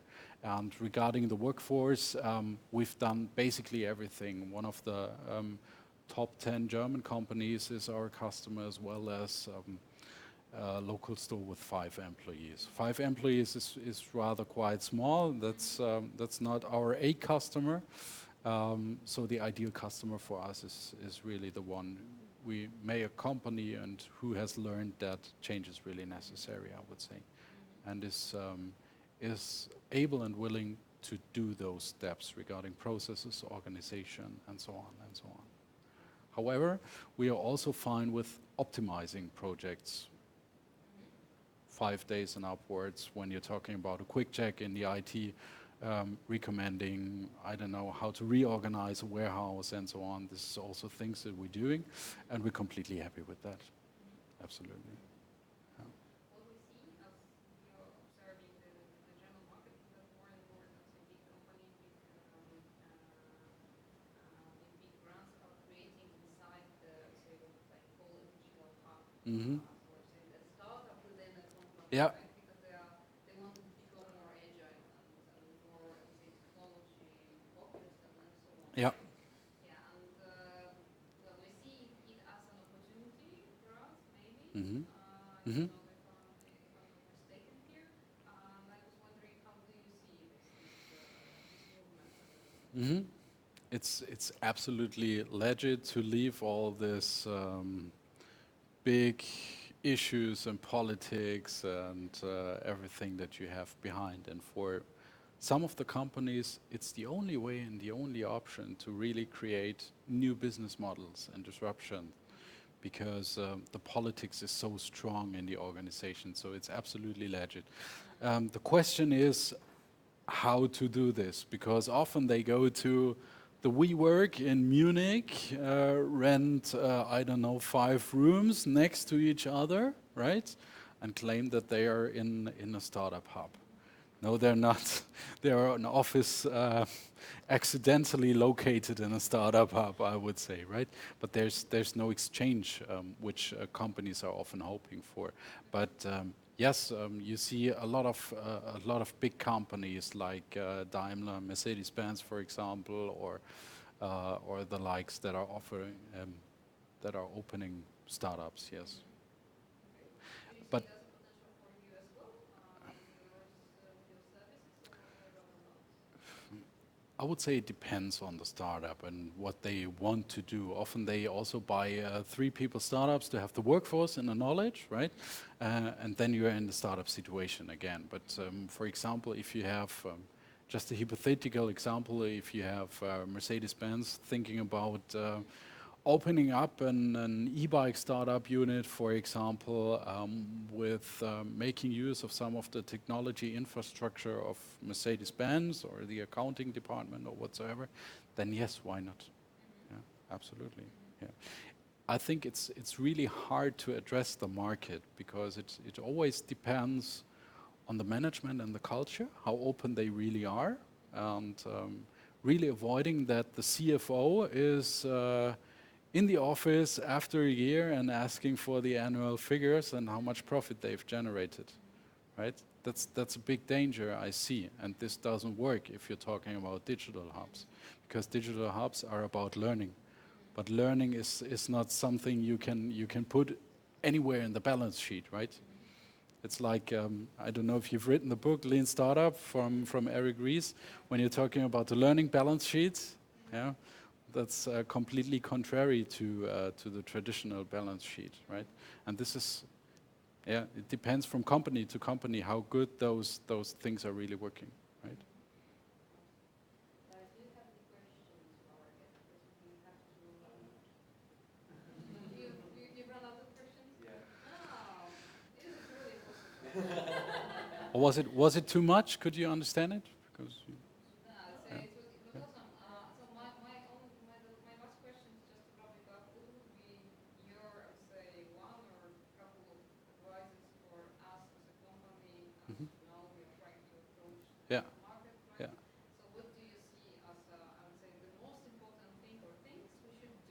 Hmm.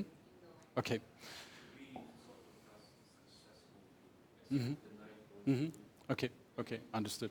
Um, First thing I would say is to stay as open as you are at the moment, taking a look at the market, taking a look at other perspectives, which are maybe sometimes uncomfortable for you.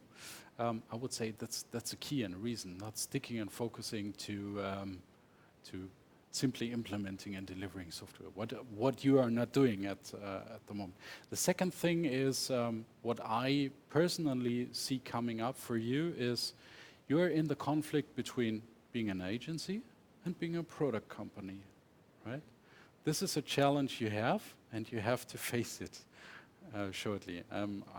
I know about your tribes and everything, and I'm pretty sure that I don't understand everything that is going on at the moment.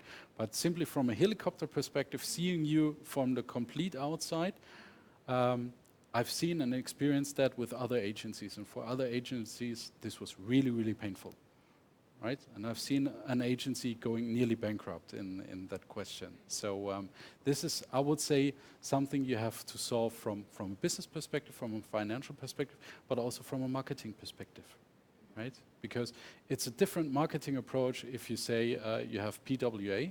I mean, you do not have to do any marketing for PW. Congratulations on this. It's awesome. Yeah? But it's different in an agency business, I would say, right?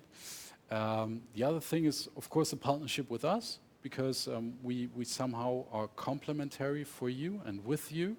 Of course, we are neutral in a vendor selection process, but we bring in our partners, that's clear. But the decision is up to the customer. However, if we have optimizing projects, for example, logistics, IT architecture, culture change, whatsoever, this is something that all profitate from. And this is something that only the upper 10% of the agencies can really offer to really help the customer.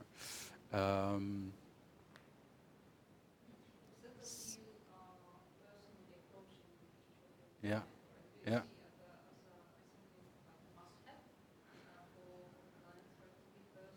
Yeah. Yeah. Yeah. Yeah. Yeah. Yeah, absolutely. Especially in the consulting business, because we're talking about big topics, strategy, culture, etc., etc. You have to see how a customer reacts if you pose a critical question as a consultant, right? You have to get a feeling for how serious is a customer really with change at the moment, or is it, yeah, we got our change management department, yeah, right? Consultancy only works if the customer is willing to do a change, right? Everything else is solving a problem, right?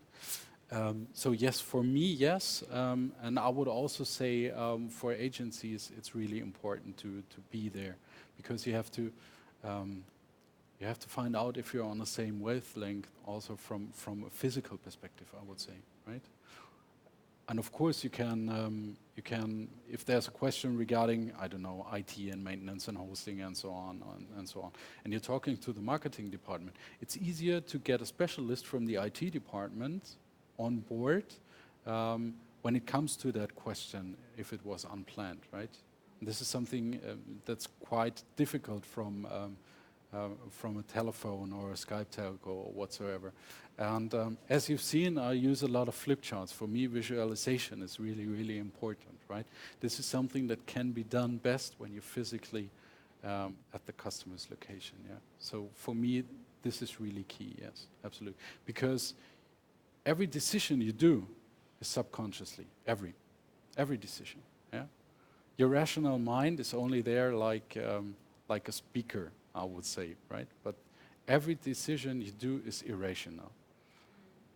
And it's really, really important to influence this irrational decision in the best way possible. And this is if you're present, if you're physically present, right? And regarding getting better as an agency, I've seen many, many agencies that are communicating too few, assuming too much being present at the customer side. So the approach to be so bold to ask maybe uncomfortable questions is really, really important. But because I think it doesn't help the customer if you're setting up a project, telling them everything is easy and everything is feasible, and then nothing is possible at the customer's office, right? And I would say you have enough to do to really have another customer then who is really willing to undergo the change. Something else that I've seen at the agency, something else that I've seen at other agencies is they're all focused on the new customers, yeah? Gaining new customers, going on the market, going on the fair, and so on and so on. But often you have existing customers where you have problems that you identify, problems that you run across, customer service, logistics, etc. And on the other hand, see maybe other setups like marketplaces, like I don't know, another customer is doing an app and is quite successful, and so on and so on. Be so bold to really offer those things to the existing customers. Many of your customers, I'm quite sure, do not know what they want and what is possible and in what range, financial range. So I think it's a good idea to set up some kind of newsletter also regarding success stories, what you've learned at the agencies, but also go in personal talks with the customers and say, we have a different project in, I don't know, a different country, but in a similar situation, and what helped them was X, Y, Z. Let's talk about this. Because implicitly, I think your customers are really expecting that from you. I don't know if you're doing that at the moment, but for another agency that I'm familiar with, they said they don't take new customers for 2 years and develop existing customers. And that was 3 years ago, and they're very super successful with that. Regarding the revenue, regarding also the satisfaction of the customers, right? So maybe you should think about a customer development unit. Let's put it like that, right? Yeah. And of course, this is also an additional sales cycle then, and then you are in quite a different situation, right? Sorry. One question, Martin, from marketing angle. I mean, do you see any difference between agency and e-commerce in your house? Absolutely. Yeah. Absolutely. You are closer to agency or directly e-commerce enterprise? You're both.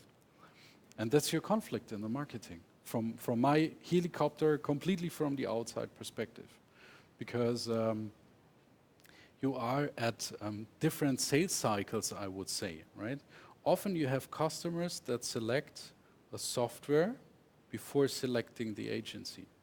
That's not the way it should be. However, this is often the way it is when we think about the red line. Yeah?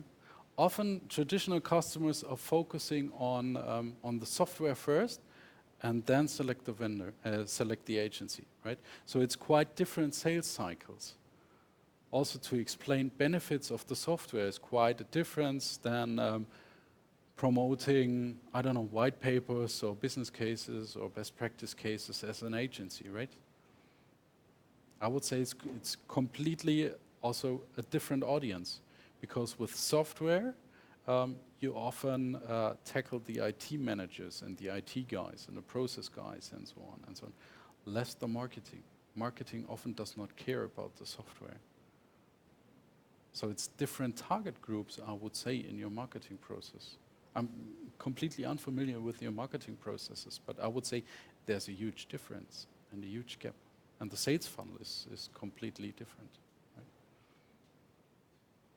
Because maybe mistakenly we didn't say about what we are software house. You're limiting yourself. Yeah. Magento, Mhm. yeah. Mhm. On the other hand, we have our own products. Yeah. The question is how should we say about this in the German market, or Mhm.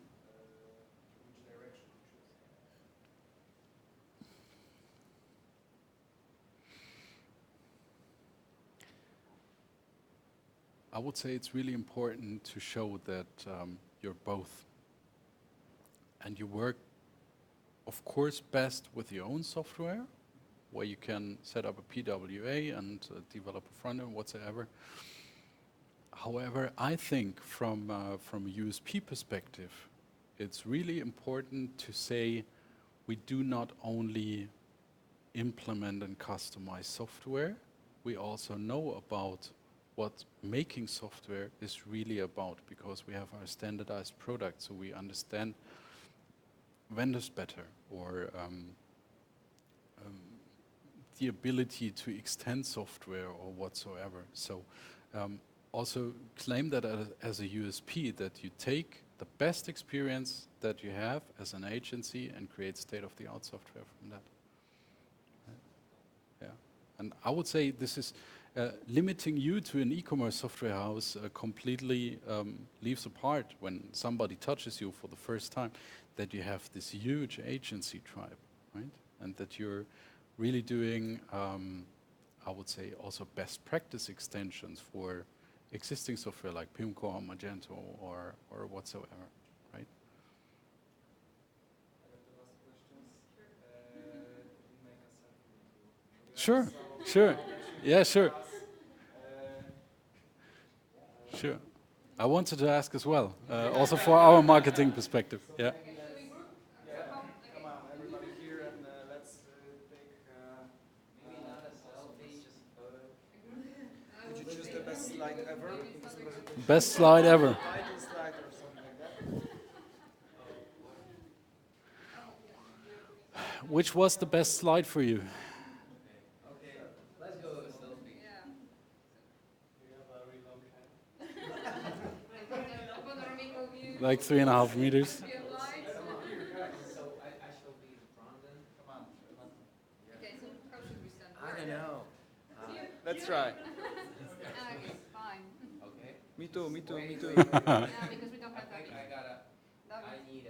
Okay, yeah, that's But we do not have the projector, but no worries. Okay. Okay. great. Yay! One more time.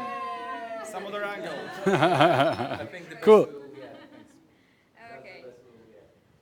Thank you very much. Yeah, thanks. Martin. Thank you. Thanks a lot. I hope there were some.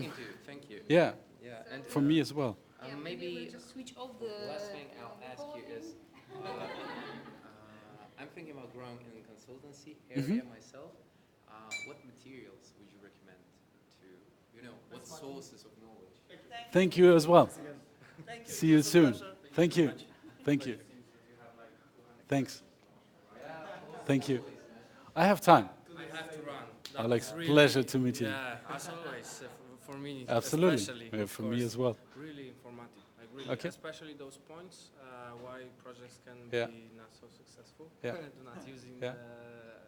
unprotocol words. Cool. Anyway, that was surprising because that's something I knew, but I haven't structured, and that's something really nice to Yeah. mention. Yeah, sometimes it helps to bring it on a chart. Yeah. I mean, for me as well, and this is why I'm also a lecturer at university, because you have to standardize things or bring them together in some kind of, I don't know, chart or whatsoever, or a slide or so. It really Yeah. helps. Thanks a lot. Thank you. See you soon, All the Alex. best. So, what might be the good source of such knowledge? Except from experience, of course. Is there anything like that?